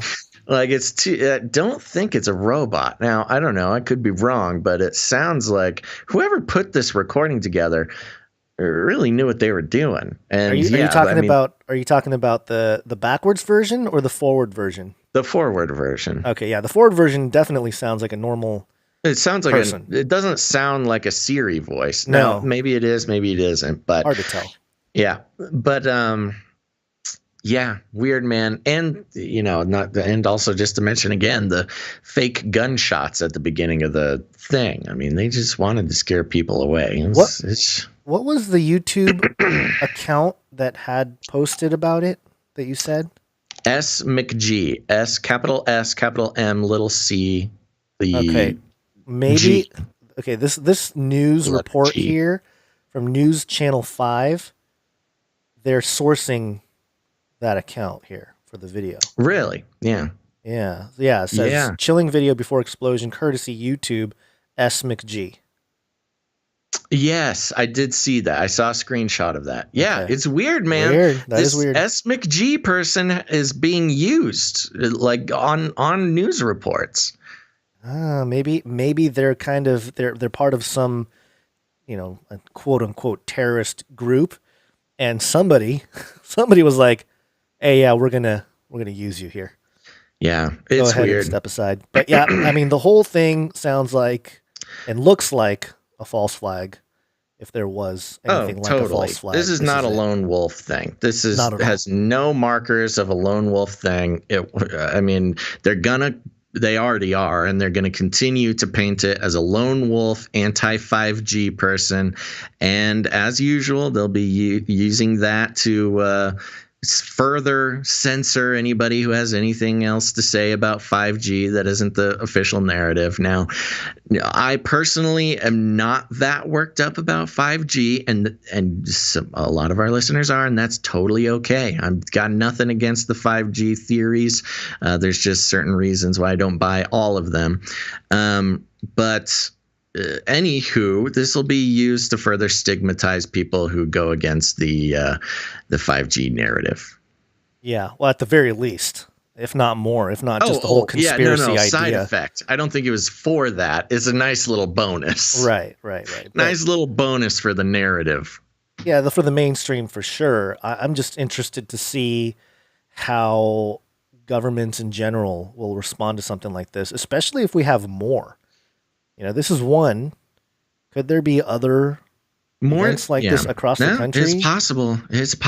And more than anything, I'm disturbed by the psychological effects of this. Yeah. Whatever they wanted to take out in the AT&T building, they may or may not have done it, but the psychological effects on the population are irreversible. Yeah. And so we just wanted to bring it to you with as much info as we can. We're not coming to any conclusions other than likely a psyop. Certainly at least a psyop. Hybrid war, psyops. We are in a hybrid war for sure. So there you go. That's the Nashville boom, and the reason for the show title, Weeping in Nashville Beneath. It's a kind of a take on weeping and gnashing of teeth, but I thought it was, low-hanging fruit. Nashville. You got it. Gnashing. You nailed it. Yeah. Plus, I didn't want to necessarily put Nashville in the title, even though I did for some of the live stream. But Nashville's had a hard year, man. Didn't they have something crazy happen last year too? I don't remember. They've been hit a couple times over the past couple of years. I live in California, dude. It's like apocalypse every day here. So I can't compare to more rural places having having some issues, but yeah, all we're right, all going through some stuff. we got to keep moving. I don't know what we're gonna do. We got to skip some stuff or something. Let me get through some of this AI stuff very quickly here. Do it. Artificial intelligence. You had your Flippy update, updating us on a whole bunch of stuff regarding AI.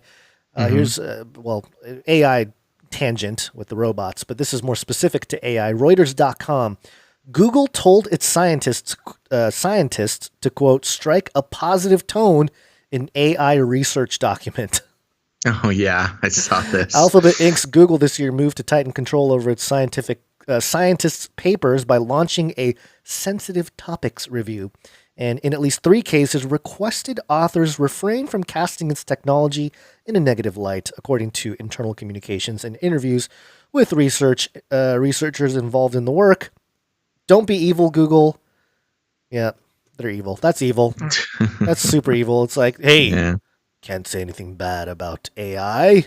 Yeah, they gotta lock down the messaging for AI. No more of this questioning the ethics, or no more of this, anything but complete praise of artificial intelligence. Yeah, and even more interesting, I think this is not being talked about enough here. TheHill.com, landmark artificial intelligence legislation should become law.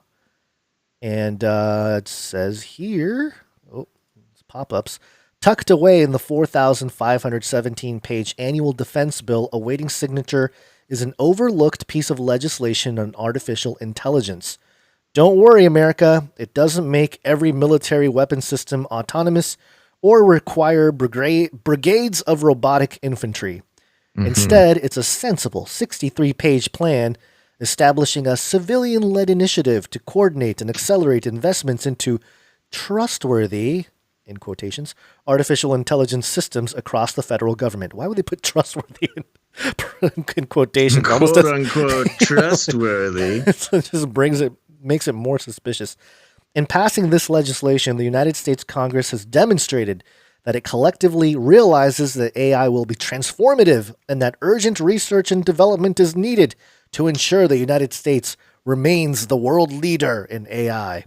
Make no mistake, the National Artificial Intelligence Initiative Act of 2020, also dubbed as Division E of the National Defense Authorization Act, is the closest thing to a national strategy on AI from the United States to be formally endorsed by Congress. And it goes on. I won't go through the whole story here. You can do that. Go to canarycrownnewstalk.com and get all the show notes and links to the stories we cover. Let me just read this part here. The incoming Biden administration has an opportunity to foster an environment that encourages innovation for technology companies and startups while doubling down on trustworthy research and development at NSF, NIST, and cabinet agencies to establish the necessary standards and guardrails for AI systems. So, Biden's gonna do the work. The good work for the AI. So great, thanks. Yeah, good, thanks, Biden. And then one more quick story here from AI. This is CBSNews.com.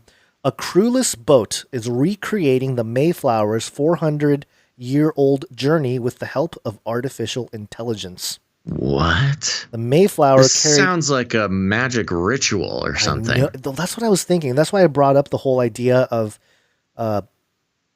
empires not lasting more than an average of 250 years. Yeah. This type of thing is definitely like, the AI are here. It's the age of AI. Yeah, well, you think about the Puritans that came over on the Mayflower to escape persecution. Right.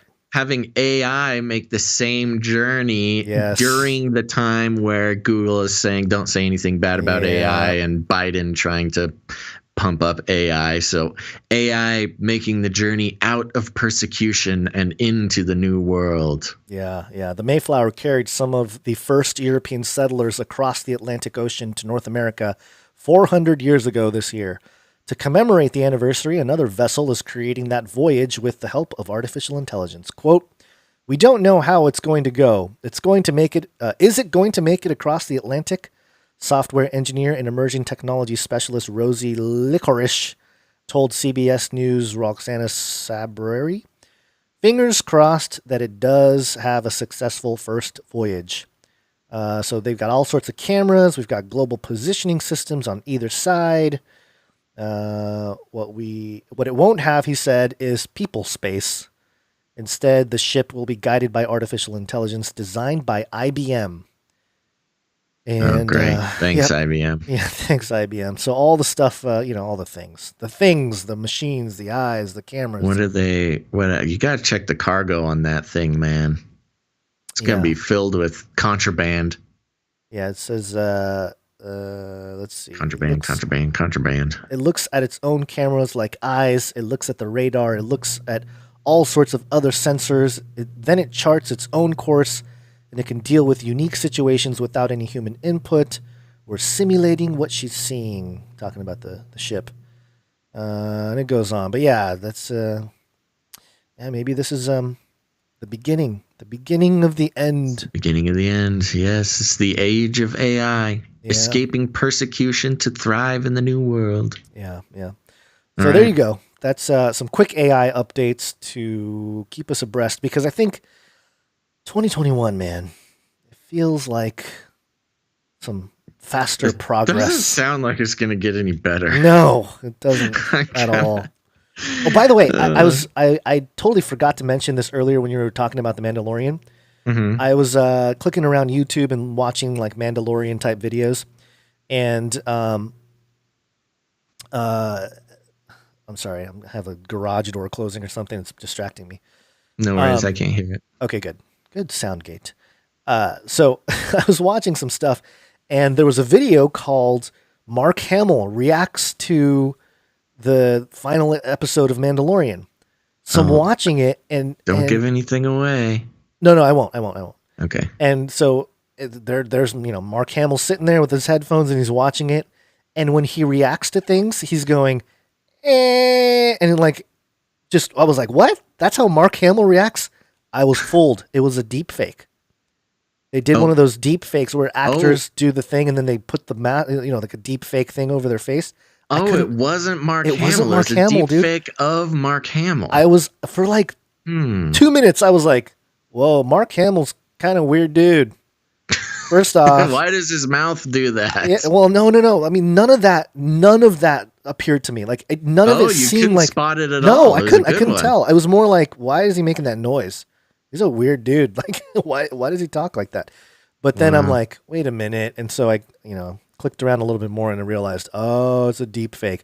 So I think that's going to be a thing big time in 2021. We'll get to that, but we've mentioned it. And really, I mean, this is not one of those things where we're like, oh, sometime in the future, you can't believe anything you see. It's right now, guys. Right now. You really need to not believe everything you see someone say, because and 2021 is absolutely good. That I think you're right. I think we'll get into predictions later, but okay, well, I'll save my thing for the prediction. But go ahead. Let's take a break real quick. Okay, real quick break.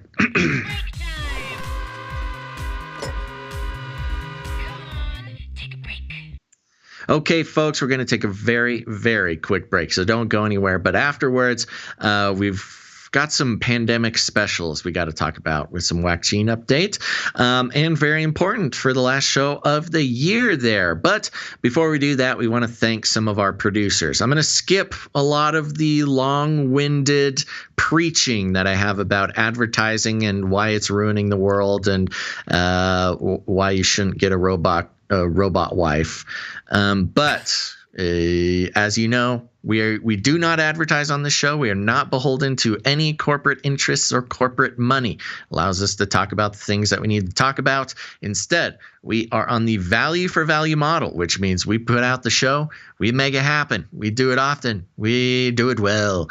And if you want to be a part of the media revolution, the news revolution of the future, where no longer is your media, your content funded by corporations and advertising agencies, you have a responsibility to invest in your own media future.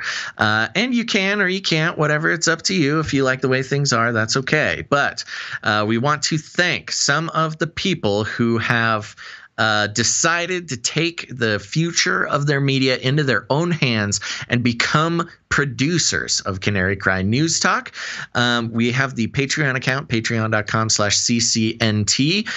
But don't worry. There's no producers to thank on the Patreon account. Instead, we'll go straight over to canarycryradio.com/support. canarycryradio.com/support. That's right. canarycryradio.com/support has all sorts of literature for you to read about why we're on the value for value model. But you can also become a producer there. There's PayPal options. You can become a monthly producer, or if commitment's not your thing, you can make a producership in any amount. There's also cryptocurrency and all sorts of fun stuff like that. Gonz, who do we have coming in? Today, we have a couple people to thank from PayPal. First, Jason B. Thank you, producer Jason B. Thank you very much, producer Jason. And next, we have Marcia M. Producer Marcia, thank you. And thank you very much, producer Marcia. You make it possible for us to not have to transition into waffles. Everybody loves waffles. That's right. Everybody does love waffles, but we don't want to talk about it every show to get a paycheck. Exactly. I do want to make a call out to producer Valerie and producer Kyle. We are waiting for your titles. They are our new knight and dame. Yes. We mentioned Kyle on the last show. Still waiting, Kyle. And Valerie, producer Valerie, rather, has let us know she's been supporting us for many years now and sent us the accounting. And she will be knighted. She will become a dame as soon as she gets us her information. And for those who are unaware, we have the Canary Cry Roundtable of Knights and Dames, which is reserved for very special producers who have over a period of time or not, whatever the case may be, have supported the show in the amount of $1,000 or more. They get a very special thank you from us, and we'll be knighting them as soon as they send us their information. Yes, so thank you very much. Looking forward to that. You can also support the show with your time and talent. One of the ways is to send us jingles. And Martin B. sent us this jingle to add to the collection of bidet jingles that I guess he put together earlier. This is Bidet 2. It's a bidet. Don't get me started. That's a funny one. That's good. So, that's a good jingle form. Yeah, jingle form. So anytime we have a story about a bidet, we will launch that jingle. So thank you for that. I do want to say real quick, I want to squeeze it in here because he came in during the show. Producer Saul came in. Producer Saul. Yeah, during the show, I figured since it was the last show of the year, we want to make sure to give him credit, at least in the year that he produced the show. Yes. Yeah, let me put that down so that I don't forget. And then we want to show you guys some art, which... Woo! Oh, here it is. One art, please. Okay. This art has some explaining to do. So this is by producer Allie. Yeah. Our second youngest now known producer. Yes. Now, I have a little Yeah. story. So the art is of Krampus. And it's very good Krampus, goat figure dancing around like a Krampus, like a goat would, yes. Yes, and the text on this says, "Crumping Krampus is crippled by cramps while eating a crumpet." Of course, for those who don't know, Krampus is sort of I think it's like a Scandinavian, European, either way. It's like the opposite of Santa. If you're a bad little girl or boy, Krampus comes and takes you away instead of getting presents. And I did a fun thing yesterday, Gonz, which was I tuned in to a Canary Cry community meetup on Zoom. Oh, yeah. It was very cool. Apparently, this has been going on for a while. It was organized by producer Ciara, and it was radical. You know, they invited us to go say hi, show up to the meetup and say hi to everybody and talk. And I came in a little late, but was able to make it to the Zoom meetup and had a great time. There was 6 or 7 people in there by the time I got there.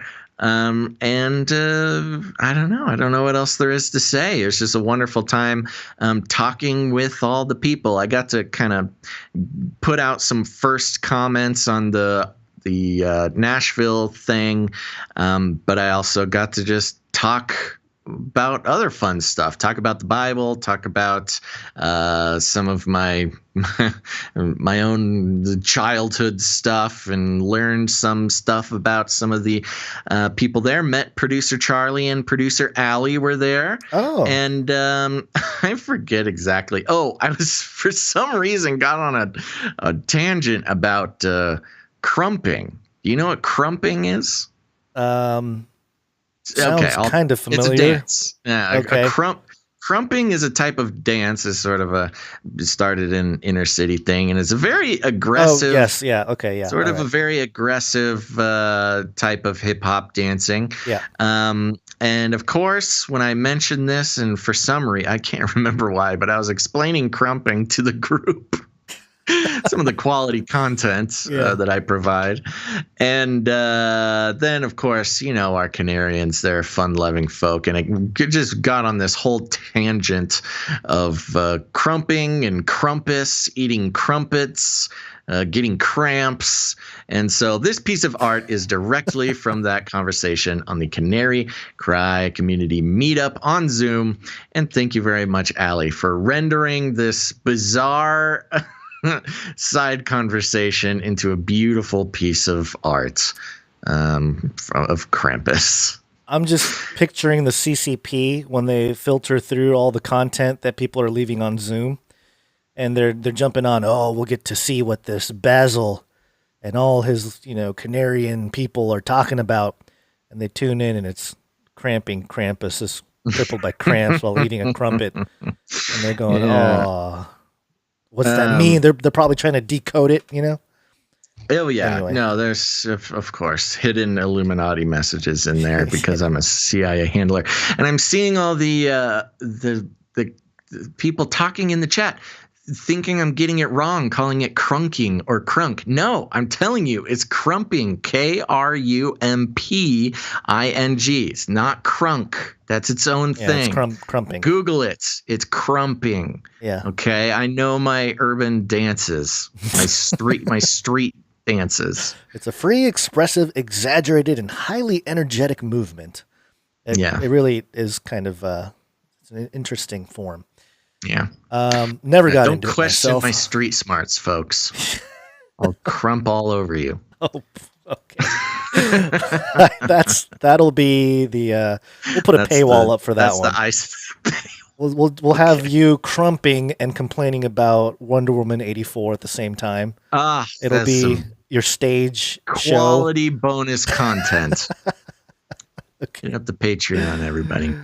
Okay, thank you very much, producer Allie, as always. And thank you to Jade Bouncerson for the timestamps on last episode. Very important to have those timestamps on the YouTube video. Yes. And real quick mention of Canary Cry merch perch. That's on the jingle. Right. I know. I always forget. I'm not used to that jingle yet. CanaryCryMerchPerch.com is producer run. Gonz and I don't run it. CanaryCryMerchPerch.com is where you can get all your Canary Cry merch. And a lot of it has artists' art that's made it on the show. There's all sorts of cool shirts and gym bags and mugs and cool merch. It's a good place to go. Also, there's the pre-orders for the 2021 Canary Cry calendar, which is so cool. If you haven't heard about it, bunch of producers of the show got together. Gonz and I had nothing to do with this. And they put together a Canary Cry calendar for 2021. It has all the notable dates for stuff that we mention on this show, like the fake moon landing filming, it's got Gonz and I's birthday on there, I think. It's got May Day. It's got, what are some other examples? I need to make sure to have an example list here. But it's all the good stuff. All the dates that are relevant to the fringy Canary Cry worldview, I guess, are on there, so you never miss an important day. And they are for pre-sale right now on canarycrimemerchperch.com. They're $20, so this is pretty affordable, as is everything on Canary Crime Merch Perch. It's all sold at cost to keep the cost down for our dear listeners. But you do have an opportunity to tip the artist or the webmaster, which please do that. Or I know, I got it. I got the message. But we were reminded, Gonz, to make sure and mention that that a fun aspect of the pre-order for the 2021 Canary Cry calendar is that producer Isaac was letting us know there is a pre-built in 33% royalty for you and I, Gonz. Fantastic. So, it has worked. It's 33%. Just so everybody knows that apparently we're in the Illuminati. Yes. And I wanted to mention, thank you for that, Producer Dust, and everybody that's been involved with the calendar. It looks I'm really excited for it. I'm ready. I have a spot on the wall. I know we get little art updates once in a while. Very exciting. Yeah, and I am very sorry, but I totally forgot about Josiah when we were talking about jingles. Josiah sent in. It's more of an ISO. But he was watching he was watching a show, Arrested Development. Yes, and great show. There's a character on there that said this. What do you expect, Mother? I'm half machine. There you go. Yes, that's Buster. He gets his hand bitten off by a seal. Sorry, spoiler alerts. And he gets a hook as a replacement. Right. And he has an existential crisis about being part machine. Yes. So there you go. Sorry about that, Josiah. I forgot about you in the earlier segment there, but I think that's it for all the thanking and the break. Is there anything else? I'm ready. Let's wake on up. Yes, it's wake up time. Hey, yo, wake up. All right. Okay. So what do we got? Oh, we got the Waccine pandemic special here. Waccine.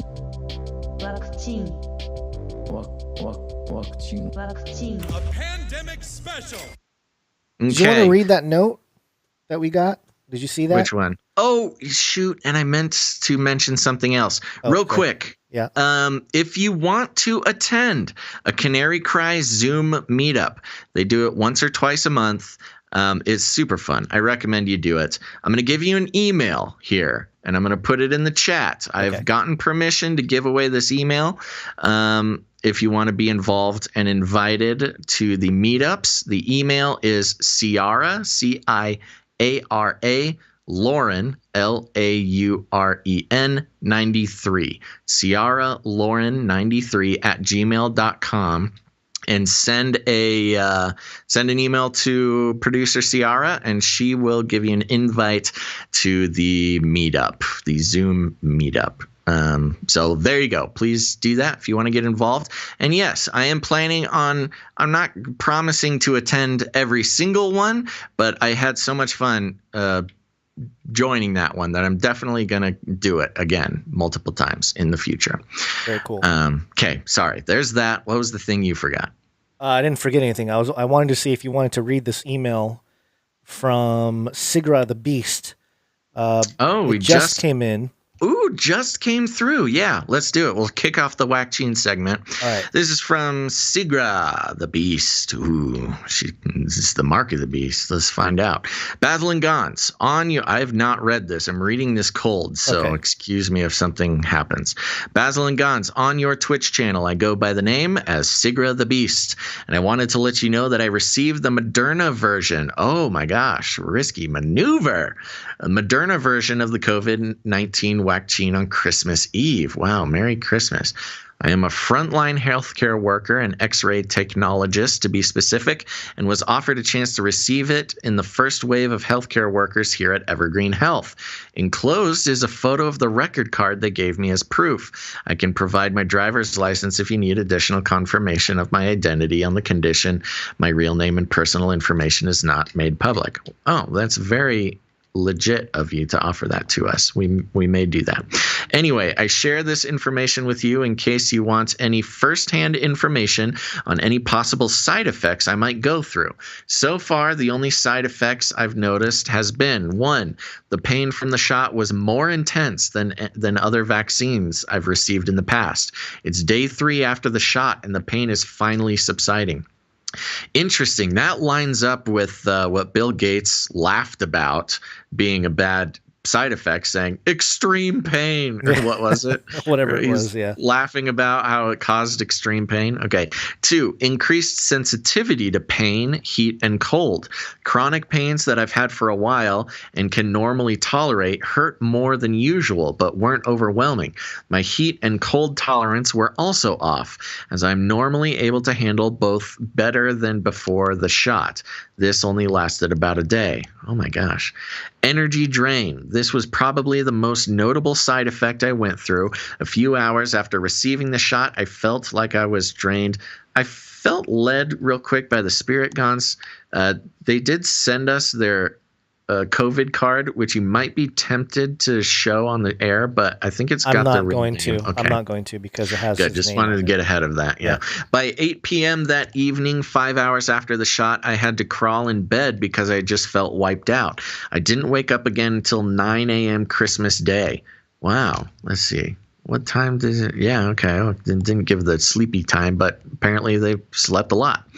On Christmas Day, I still felt drained, but not as much as the day before. It wasn't until today that I felt back to my normal energy levels 3 days later.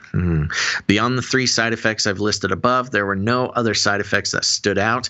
If you're wondering why I would put myself at risk like this, the simple answer is that I'm the most expendable person in my group of family and friends. I'm divorced and childless, while my friends and family are all married with children. And since I was at the top of the list to receive the vaccine given, I'm a healthcare worker. I was willing to place myself at risk so I could experience any side effects and other issues before my family and friends potentially put themselves at risk. Anyways, I'll be willing to share any future effects I go through and any health problems that might occur as they happen. I know I'll have to receive a second shot in 28 days after this one, and I'm willing to share how that goes as well if you wish. If not, no worries. I just wanted to offer firsthand info about it. Sigra the Beast.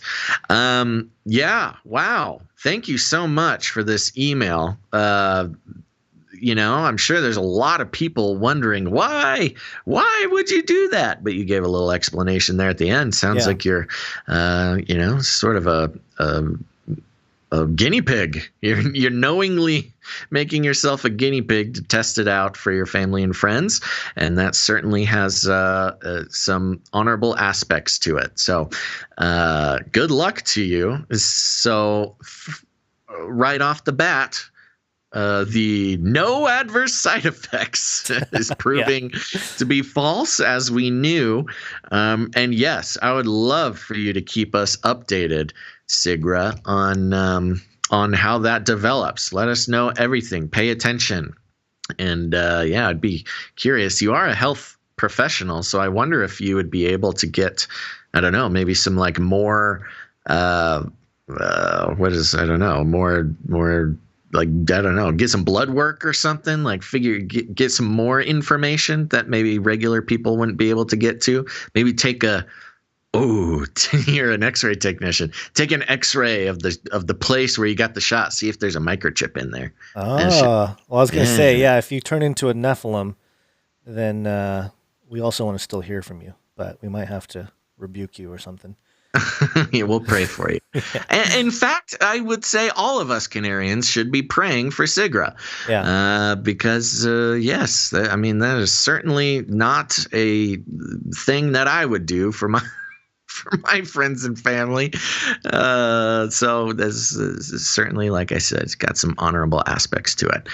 I will mention... Any notes? I will mention that I think this goes to show that the concepts that this particular vaccine is the Revelation 13 prophesied mark of the beast, maybe a little bit, maybe put to rest a little bit on that front, at least for now.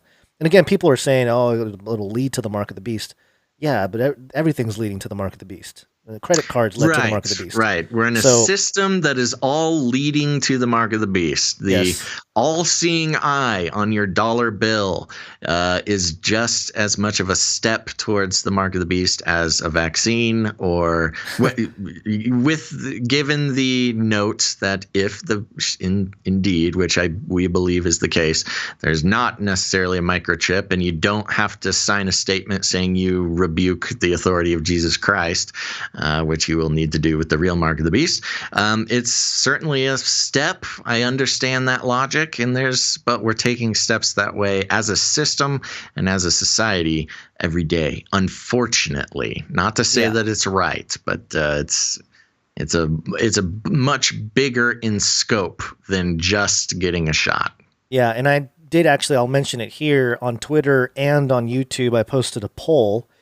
And on YouTube, it was, is the mRNA vaccine the biblically prophesied mark of the beast?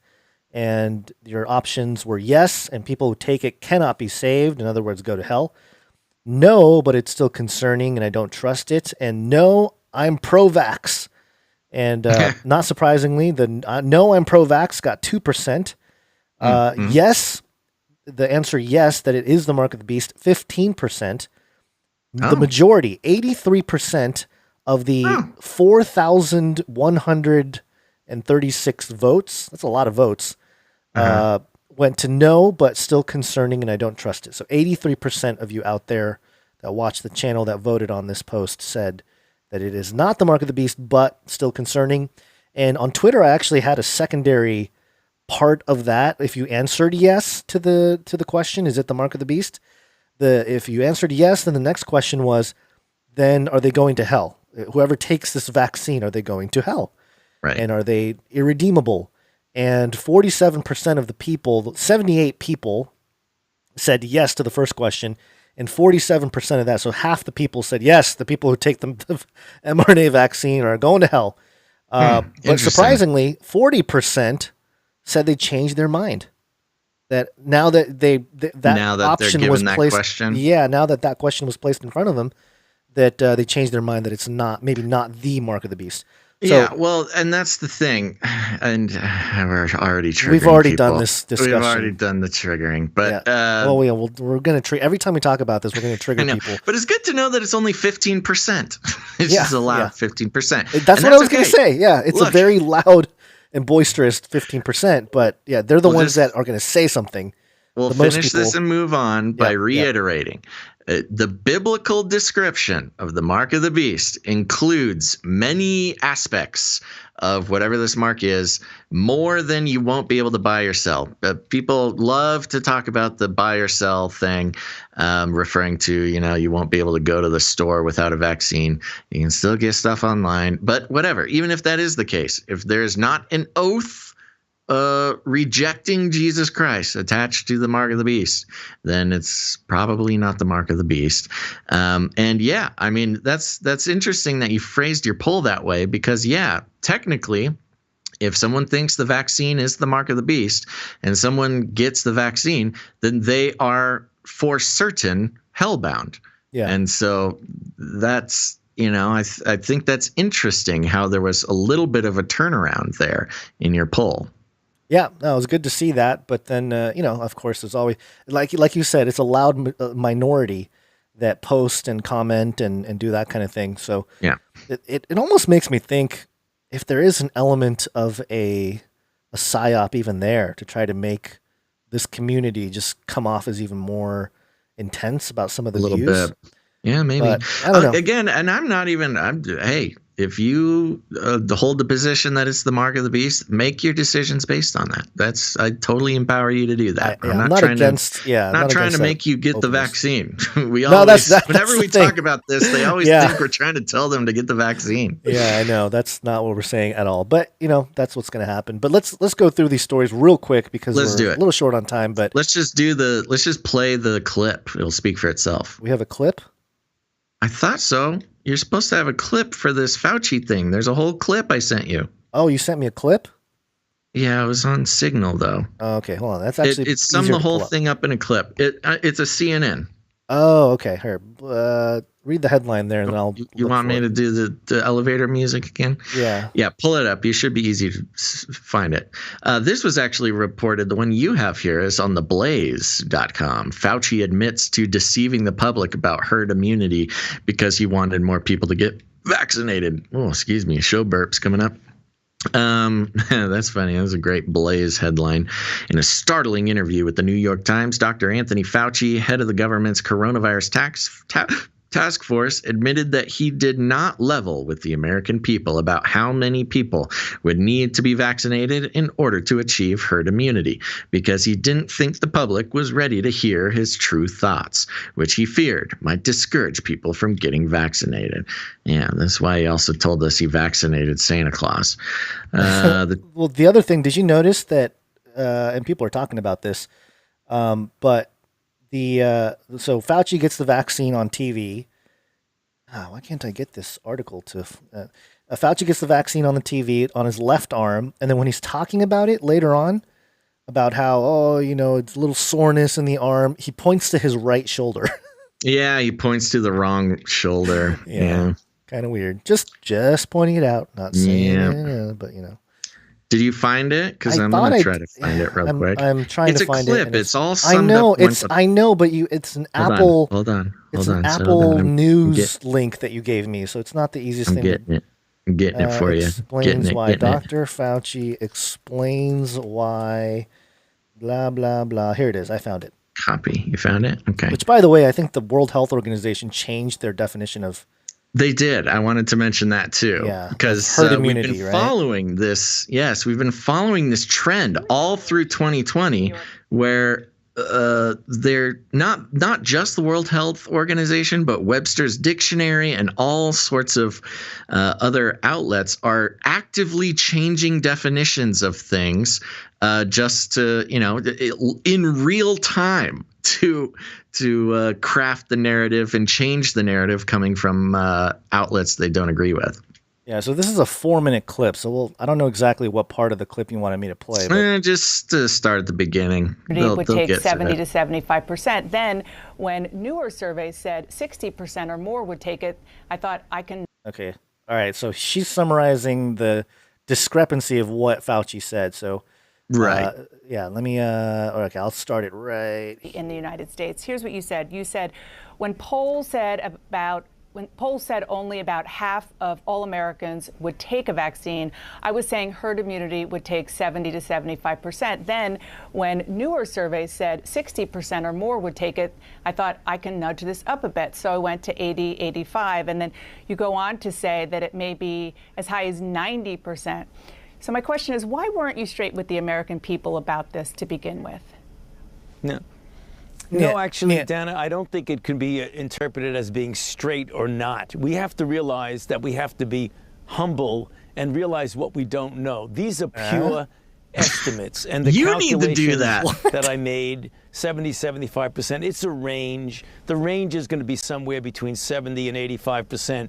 The reason I first started saying 70, 75, I brought it up to 85. That's not a big leap to go from 75 to 85. It was really based on calculations and pure extrapolations from measles. Measles is about 98% effective vaccine. Always the measles. COVID-19 vaccine is about 94, 95. Let me mention too, because I know that they had they talk about measles all the time. The number of deaths, and I get the population was way less back in before the 1960s.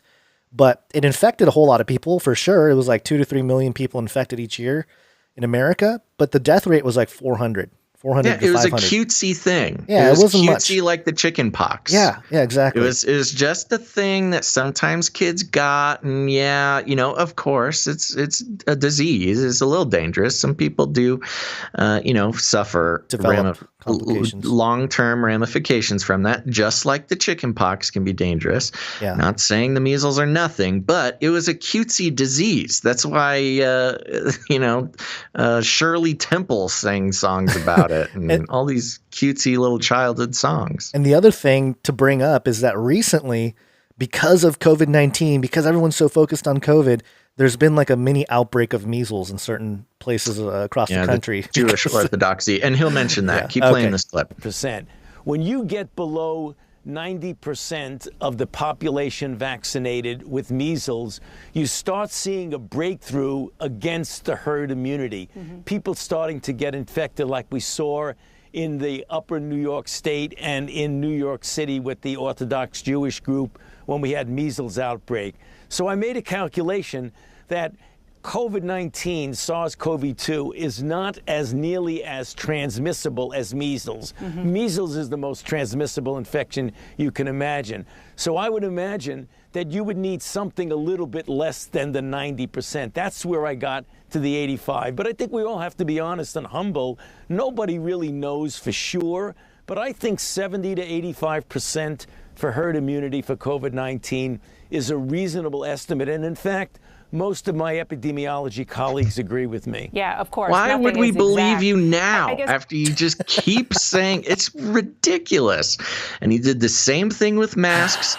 Did the same thing with lockdowns. He does the same thing with herd immunity, moving the goalposts. So bad and so obvious is it now that CNN is bugging him about it. CNN is bugging him. And you know why CNN is bugging him? Because even people who watch CNN are starting to wake up to the chicanery, the nonsense, where this guy comes out and makes claims that he says, if you don't believe what I'm saying, you're a crazy right-wing white supremacist conspiracy theorist. Wear your mask, do your this, do your that. And then when he gets called out on it, he says, oh, no, I'm just a scientist. We got to follow the data. We got to do the blah, blah, blah. It's obvious now. And they would not. I mean, you heard the beginning of this clip. This woman on CNN she's grilling him. She's grilling him. Now, of course, I realize that it could, it's obviously a show, but they wouldn't be making that show if CNN's listeners weren't starting to complain about it. Right. So people are really starting to wake up across the board to how ridiculous this.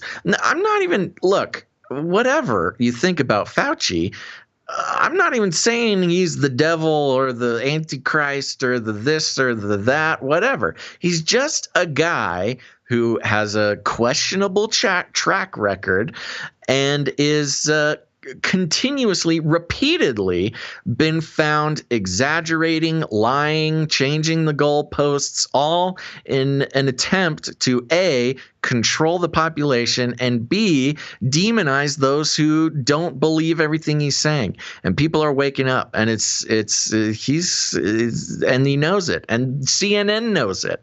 And I've talked to a lot of people who consider themselves Democrats and liberals, and they're on the same page. So this guy's losing his footing. He's a mountain goat who's losing his footing.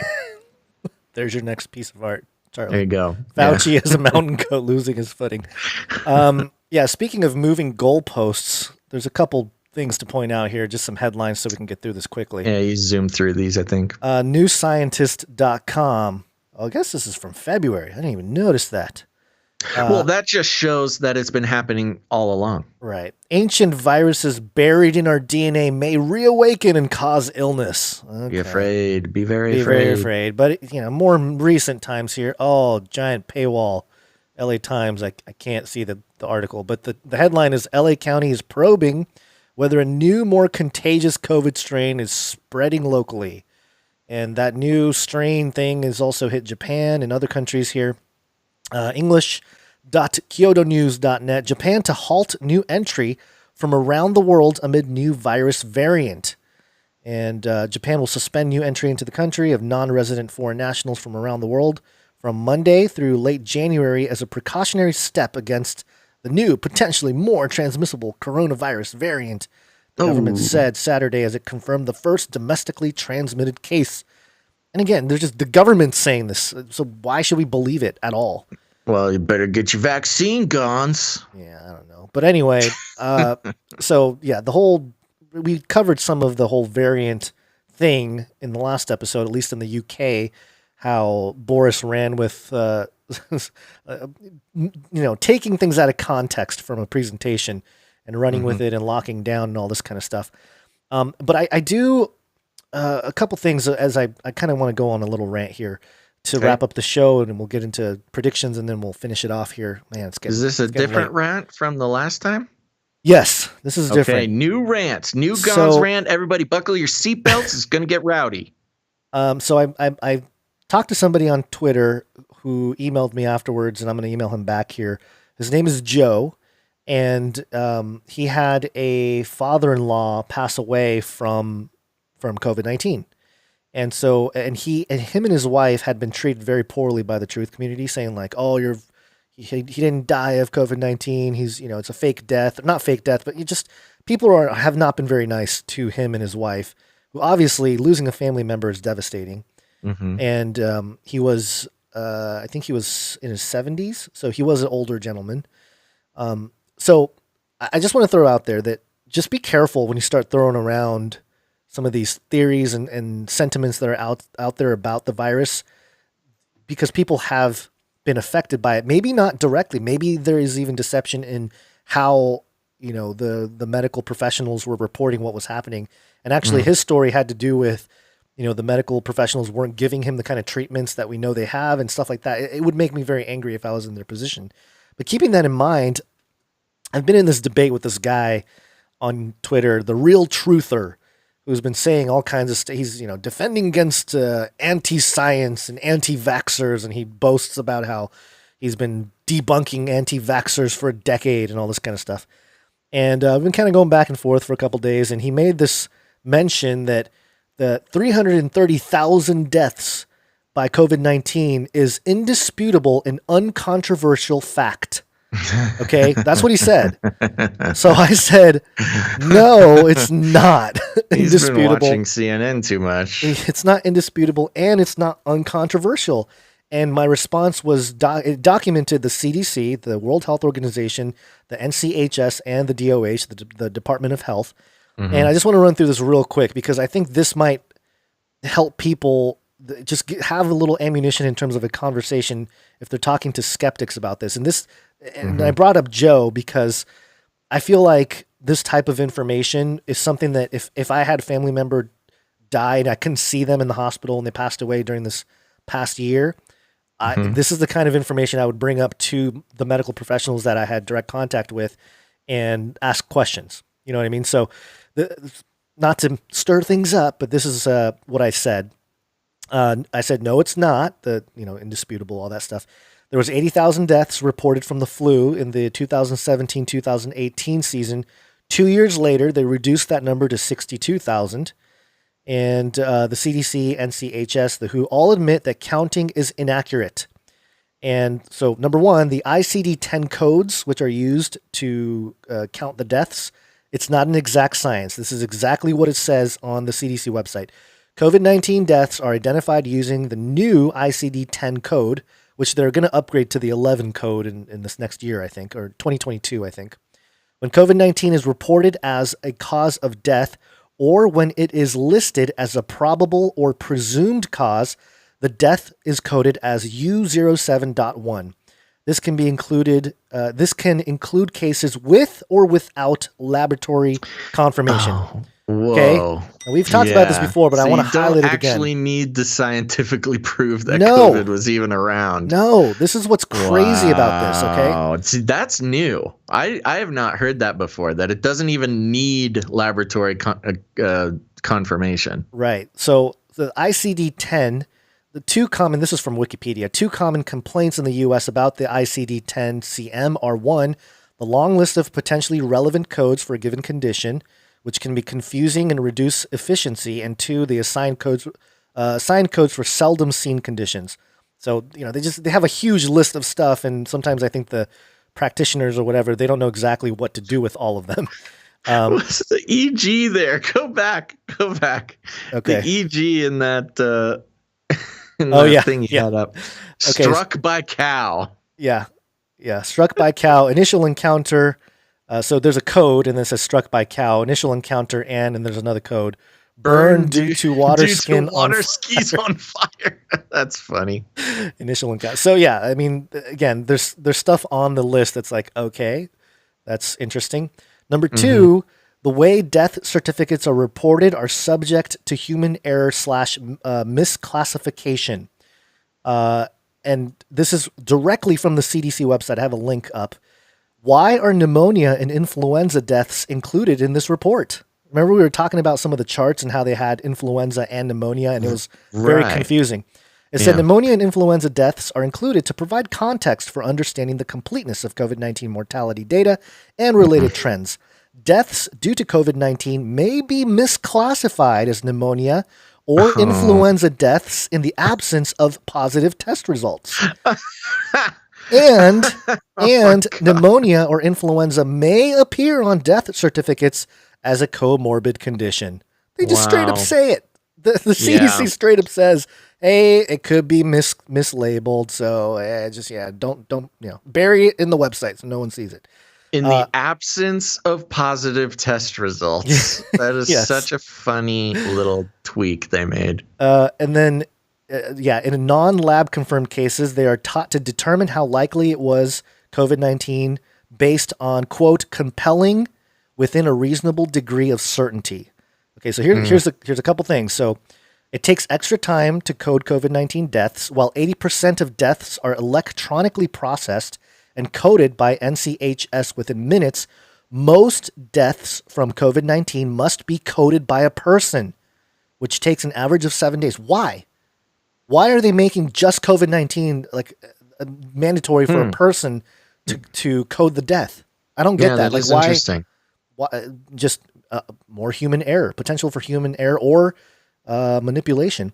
And then, Gonz, a quick alert, real quick on the YouTube, on your Face Like the Sun YouTube channel. It just moved. The current viewers on that channel is 665. Okay, good. Dodged it. Of course, I'm talking about this, people. Oh, now it went to 667. Good. Yeah, that's right. Holy Spirit. Skipped it. Holy Spirit covering me. All right. Sorry, keep going. So CDC, again, this is the CDC website. COVID disease deaths are identified using the ICD-10 code U07.1. When deaths are coded to U07.1 when coronavirus disease 2019 or COVID-19 are reported as a cause that contributed to death on the death certificate. These can include laboratory confirmed cases as well as cases without laboratory confirmation. I mentioned that earlier. If the certifier suspects COVID-19 or determines it was likely, parentheses, example, the circumstances were compelling within a reasonable degree of certainty, that's a judgment call on the compelling certifier. Enough that they want the cash for the COVID. Right. They can report COVID-19 as probable or presumed on the death certificate. Okay, so it's a judgment call. And then the last sentence, COVID-19 is listed as the underlying cause of death. Is listed as the underlying cause on the death certificate of 92% of deaths. So I mentioned that because that's something you'll hear. Like, oh yeah, I know it says that they can maybe make a judgment call on if they're not lab certified, but 92% of the death certificates say that COVID was the underlying cause. Okay, so I got ahead of it and I looked up what some of the provisions were for underlying cause. And according to a document by the Department of Health, this is straight from their document here. It's I'm not going to read the whole thing because it's pretty crazy, but it says determining the underlying cause of death. So a physician records it. The reason why they have it and the reason why it's so complex is because they want to have the ability to record, the multiple causes or multi-dimensional thing. Yeah. Death is not very simple when it comes to how people die or whatever. Right. And it says here, a common situation where the initiating causes as reported might not be selected would be where the initiating cause would not cause a subsequent condition. For example, if the certifier recorded that the decedent had chronic hypertension, which led to lung cancer, that led in turn to widespread metastatic cancer, the rules for underlying cause determination would not allow concluding that hypertensive disease caused lung cancer. In an example like this, the condition selected as the underlying cause would be lung cancer. Okay, so basically saying like if you had chronic hypertension that caused lung cancer, and then that caused metastatic cancer, and then you died, then the underlying cause of death wasn't chronic, or you shouldn't label it chronic hypertension. You should label it lung cancer. Yeah. Okay, so that makes sense. But then in this big paragraph at the very end of the document, it says the accuracy of reporting medical conditions on death certificates has been the subject of concern. Some studies have established that for important numbers of cases, the causes of death reported on death certificates do not accurately reflect the decedent's true cause of death. The discrepancies may be due to lack of training on the part of the physician, lack of ready access to the full history of the decedent when certifying the death, difficulty in identifying the correct diagnosis, or a desire to suppress the true cause of death in the interest of patient privacy. Whoa. Okay. So they're basically saying that they're allowed issues, to basically lie. They can lie for the interest of patient privacy. I mean, I couldn't believe this was like actually published in like public documentation from the Department of Health. Yeah, I mean, boiling it down, taking away some of the subtlety, they're saying, yeah, you're allowed to lie on death certificates. Yeah, and it goes on here. Just real quick, people typically die from complications of the flu, not the flu itself, using the flu as an example here. If a person with the flu develops severe pneumonia and is taken to the ER, they are treated for the pneumonia and are usually not tested for flu. If they die, the attending or ER physician would probably not know that flu was the underlying cause without a lab confirmation, and therefore would not include it on the death certificate, which leads to they're not testing for flu because why? Because flu's eradicated. Apparently this year. Which leads to the undercount for flu as an underlying cause. This is one of the reasons why NCHS mortality reports typically combine pneumonia and influenza. This combined number does not accurately represent the number of deaths due to the flu either. It would be an overestimate. Very important. It would be an overestimate, as not all pneumonia deaths are caused by the flu. So, I mean, it goes into, and then it just mentions how one of the favored, the good things about this is that it gives you a general idea. And, because it tends to fluctuate, it gives you kind of a theme for the year, so to speak. But, you combine the fact that they're legally allowed to lie on a death certificate with the incentivization that they get paid more because of a COVID case. Yeah. That makes it really hard. Look, I mean, I know that's pretty conspiracy theory-y, but in a court of law, if somebody is lined up that much with the crime, doesn't necessarily prove that they did it, but certainly builds a pretty good motive. I mean, I'm just putting their words out there. I'm not trying to. That's not conspiracy theory. That's just on their website. I know. That's why it's just craziness. That I'm just a guy. I'm not a professional medical person, so I'm not. I'm only looking at this through what's available publicly.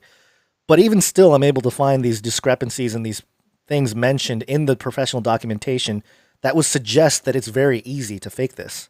Yeah. And if there was incentive, not just financial, but societal, then they can definitely do it. I mean, it boils down to if in some crazy world, the American health industry was concerned at all about money. If they were, in a crazy world in which our sort of screwed up American health system cared about making money, then they certainly would have a perfect lineup to make as much money as they wanted legally by taking advantage of the rules set forth in front of them. Yeah. And obviously, if you think about Big Pharma, they don't make money unless there's a sick population. You know, you got to keep that in mind. And so they benefit from that.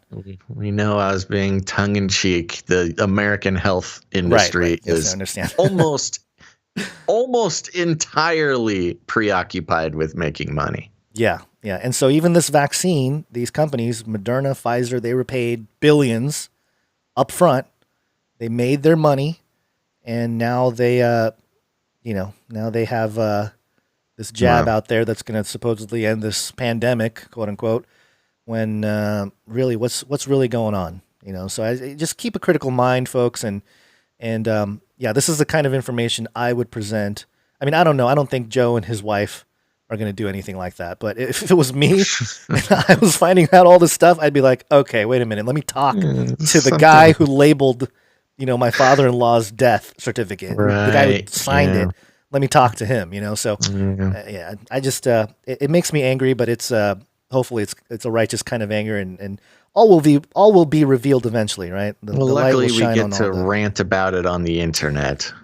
Well, for right now, let's see how long that lasts. For now. Yeah. All right. There's no conspiracy theories here, man. We just read what they got on their own website. Okay, folks. What do you think? Should we land this plane? We got to get you out of here. Yeah, just real quick. Let's do predictions for 2021. You got something? I'll write it down so we have a record here. Yeah, I think there will be a well-known there will be a deep fake that comes from, I'll say, I want to say the president, but I want to say whoever the president is, there will be a very convincing deep fake that causes a lot of trouble and will be it'll be a big problem.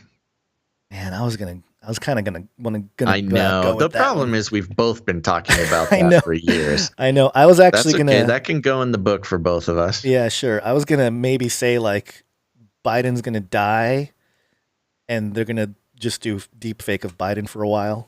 Ooh, deep fake president. Yeah, well, that's definitely taking it to the next level. I know it is. Yeah, that's kind of doing the Price is Right. $101. Wow. Okay, only Price is Right fans will get that joke. I get it. I understand what the thing was. All right.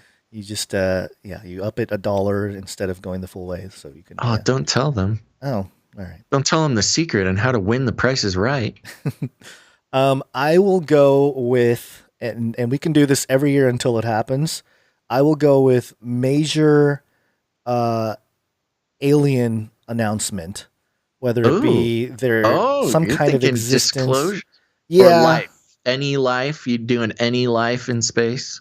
I don't know. I'm leaning towards some kind of intelligent life, but I feel like they're going to start coming up with a narrative that is more of like an ancient, not ancient aliens per se, but something along those lines of an ancient intelligence, some kind of proof that will really push that narrative out there. Yeah. Okay. All right. So I'll put some sort of life in quote unquote outer space.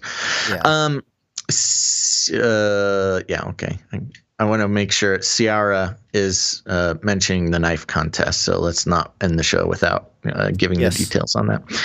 Okay, are we just doing one? I think the first home robot butler, like walking robot, will be commercially available at like a no, you know what? I take that back.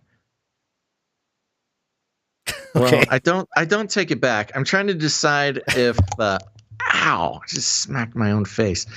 I'm trying to decide if I want to go with like all Uber Eats drivers are robotic or not. Now, I'll say the first sort of walking robot butler will be available commercially, and I think the price will be set between $5,000 and $10,000. Oh, you're putting a price tag on there too. Yeah, because you can get them now, but they're like $30,000. I think they'll become more available. All right, I'll go one more. I'll go with it's got to be specific, because if I have these general ones like, oh, they're going to have more cyborg type stuff, but it's got to be like implantable. No, I'm going to say wearable. You kind of did this a year or two ago, but I'm going to go with a wearable technology is going to become very popular. Some kind of you mean like not an Apple Watch or a no. Fitbit, I think it's going to be like a skin type stuff, like an AI skin, like you know how like NBA players, kind of like a patch maybe, but you know how NBA players have like that armband thing type gotta stuff. Cover their stuff. Arm, yeah, kind of like that, but it's going to have some kind of cybernetic stuff in it, AI in it that measures, data. So I'll say fashionable. Probably. Yeah, just to add to that, not to make it my prediction, but it'll probably have something to do with like detecting COVID in your blood or something. Yeah, everything's detecting COVID. Yeah. My car says COVID. And then an obvious one, I think that this is not even that cool of a prediction, but I definitely there will be some sort of vaccine passport, widely mandatory. Yeah, I mean these are. That's not. We need more wild ones. No, I think like the deep fake president. I think deep fake president. We've been talking about that, but I think 2021's the year. Yeah, I really feel like that's. If it hasn't happened already, it's going to be a much more controversial deep fake president. And I'm video. not talking like somebody puts it out there to prove it's possible. I mean, I think whoever the president is, there's going to be a video that comes out and it'll be posted on like a official or semi-official outlet, and people are going to think it's real, and it's going to cause some huge problem. What was that Biden video where he says he's what did he say? There was a weird Biden sort of deep fakey video. Not deep fake, but just recently, I think you're the one that sent it to me. It was some like video of Biden saying something from back in the day and comparing himself to a black man or something. Oh my gosh. Yeah, I meant to actually put that in the show today, but yeah, it was back when Biden just got into Congress. He was 29 years old. This dude has been a career politician forever. Wow. And yeah, he just basically admits to having sold out to become Congress. And he said he was like the token black man or the token woman because he's 29 and in Congress. I'm the token black man in Congress. Like, no, Biden, what a crazy thing to say, dude. He's just been putting his foot in his mouth for 50 years. I can't believe he's made it this far. Well, with the help of some very favorable people, anything is possible. Yeah, it's his turn. I guess. That's how that party works, man. You wait your turn. Any celebrity death predictions? No. Always celebrity deaths. I don't know. Nah. I don't even know. I've lost track of celebrities. I know there's been a lot of. Well, yeah. What is a celebrity now? Yeah, it's a very different thing than Hollywood's it was when we were dead, growing up. man. Yeah, Hollywood is dead. All right. Okay, I think we good. We gotta get you out of here, man. I gotta get out. Yeah, I think those are legit. Okay, real quick, an update for the Canary Cry knife giveaway. Custom knife created by producer Nigel. We said that this was our sort of planning issue. We said that you had through today's show to do your post. What it is a social media blitz. There's been some confusion, so we're going to give you one more chance, and you have till the end of the day today to get your entries in. Producer Nigel builds custom knives, and he has been so generous and offered one to a very lucky Canary Cry listener. And the way to win, I'm going to say this, and you got to follow the directions. You can't try to not do it the right way, or else you won't make it into the drawing. You make a social media post on a social media platform, and you must link a piece of Canary Cry Radio or Canary Cry News Talk audio content. Link out. It could be a video on the YouTube. It could be a podcast. It could be a this, could be a that. You know, somebody sent my Twitter profile picture. They texted it to a friend and tried to make that be an entry. That doesn't count. It has to be a content that somebody could click on and discover the show. You post that on your social media, or, you know, a group of friends or something like that, and you must hashtag. This is another point of confusion. You must go hashtag Canary Cry News Talk. That's important because we got to be able to find your post. So do it on a social media, if it's Twitter, if it's Facebook, or whatever else is out there. Post a link or a piece of Canary Cry News Talk or Canary Cry Radio content that somebody can discover the show with, and hashtag Canary Cry News Talk. And we will, and for every post that you do that on, you will receive an entry into the drawing for the Canary Cry knife drawing. Custom knife created by Nigel. Producer Nigel, sorry. And we will be announcing that on social media. You have until, what is it? It's 5 o'clock on the 27th Pacific Standard Time. Let's make it midnight. What? You have 6 until o'clock. Okay. You have until midnight on the 27th, and we will announce it because we need to get you in contact with producer Nigel so he can make it custom, get some custom deets for you. And if you really want to make sure that your entry gets counted, take a screenshot and send it over to canarycryradio@gmail.com. There you go. You've got 6 more hours, folks. Get in on in there. Okay. Anything else, Gonz? I think that's it. Thank you for this year. 2020 has been quite the year. Yes, great. We've done it. And remember to tune back in. When did we decide the first show of 2021 will be? Let's see. We got to take the rest. So your wife's getting an operation. We got to take a week off. Yeah. It'll be the 4th? I think the 4th. I think we'll be back on the 4th. Yep. Okay. Monday, January 4th of 2020. Make sure to tune in then. We will be back. 2021, man. Come on. What did I say? Oh, my gosh. I got to go to the bathroom so bad. I'm surprised you lasted this long, actually. I've got a bladder of steel. That is quite impressive. Steel has its breaking point, man. That is impressive. January 4th, 2021. First show of the year. Be here. Be square. Both and or neither. But there you go. Now, if you want to support the show, you can support the very first show of 2021, and we're going to need it, folks. 2021 is promising to be a crazy year. And if you've appreciated our show in 2020 and you want to keep it going through next year, that's up to you, folks. It's the producers that keep this show going. You can become a producer by heading to patreon.com/CCNT for Canary Cry News Talk, or you can head to canarycryradio.com/support. canarycryradio.com/support. That's right. CanaryCryRadio.com/support. Become a producer. There, you can also help out the show by sharing the show. Post it on your social media. You got friends, you got family. They're starting to wake up to the fact that the world is not what it seems. Share the show with them. They're going to need it in 2021.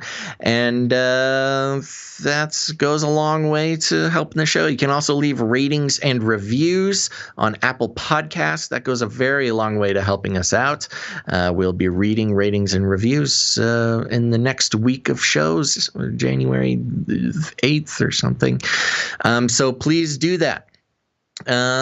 Also, yeah, that's about it. So there you go. If you need any more instructions, you just walk right up to him, you grab him by the cage, and then you shake it. The end of the world occurred pretty much as we had predicted. I want to shake things up, stir up some controversy, rattle a few cages. Hey, stop that! You'll never silence me. I'm the last angry man, a crusader for the little guy. Leave the bird alone. Never. Rattle a few cages. Rattle a few cages. The human race will have every opportunity to improve. And if they don't? Ask Noah. That's right, folks. Just ask Noah. Thank you one more time for making 2020 such a wonderful year. That sounds crazy to say, yeah, but it was really a wonderful year for the show. We changed it, we updated it, we up-leveled it. It's leveled up, and I'm enjoying it very much. And Gonz, I know you are too, and I know many of the listeners are as well. So let's keep it going through 2021. Certainly, we'll need it. Any last words, Gonzo? God bless. Yeah, there you go, everybody. One last time, remember to be back here January 4th, 2021. That's a Monday. And there you go. You'll be tuning in to Canary Cry News Talk. But until then, think outside the cage. Should I be a little bit more energetic for the last one of the year? Sure, do it. Think outside the cage. Yeah. You can't handle the truth. Stop this progress before it is too late. This is the way. Better, bigger, tastier. Hallelujah. That was nice. We will launch a new age. Called it. Remember, reality is an illusion. The universe is a hologram. Buy gold. Buy! I want to shake things up, shake things up. I want to shake things up, shake things up. Leave the bird alone. I want to stir up some controversy. I want to rattle a few cages. I want to rattle a few cages. I'm the last angry man. You'll never silence me. I'm the last angry man. I'm the last angry man. You'll never silence me. I'm the last angry man. A crusader for the little guy. Little guy. Little guy. Well, we'll see about that. Whatever, Illuminati.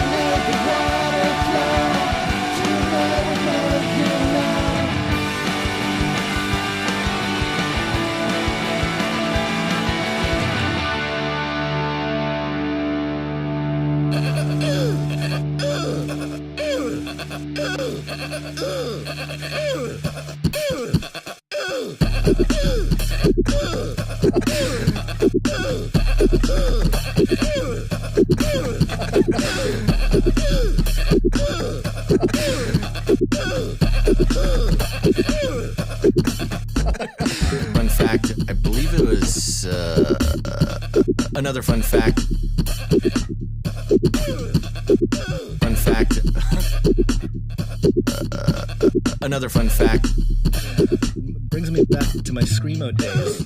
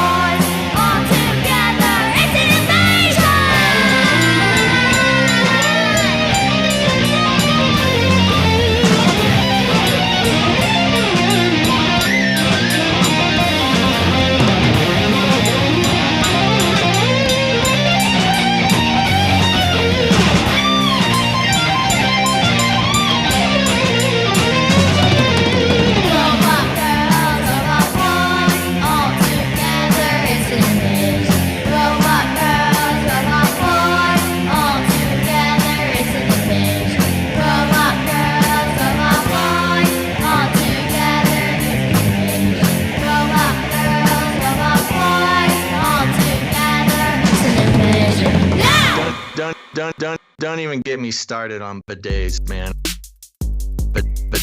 Bidets, man. Bidets, man. I'm telling you, you were living the life, man. Bidets, man. It's a bidet. Don't get me started.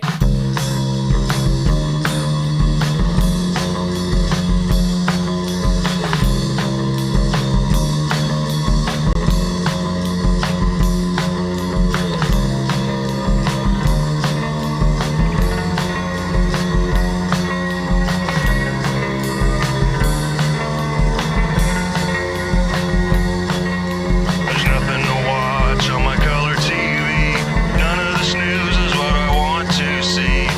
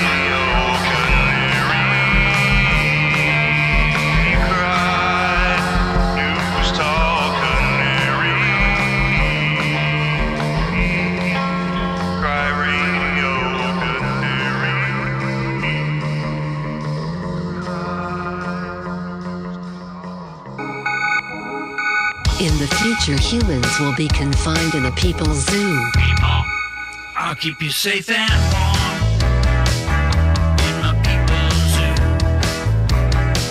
I'll keep you safe and warm now in my people's zoo. You, yeah, you in my people's zoo. I'll keep the cameras on.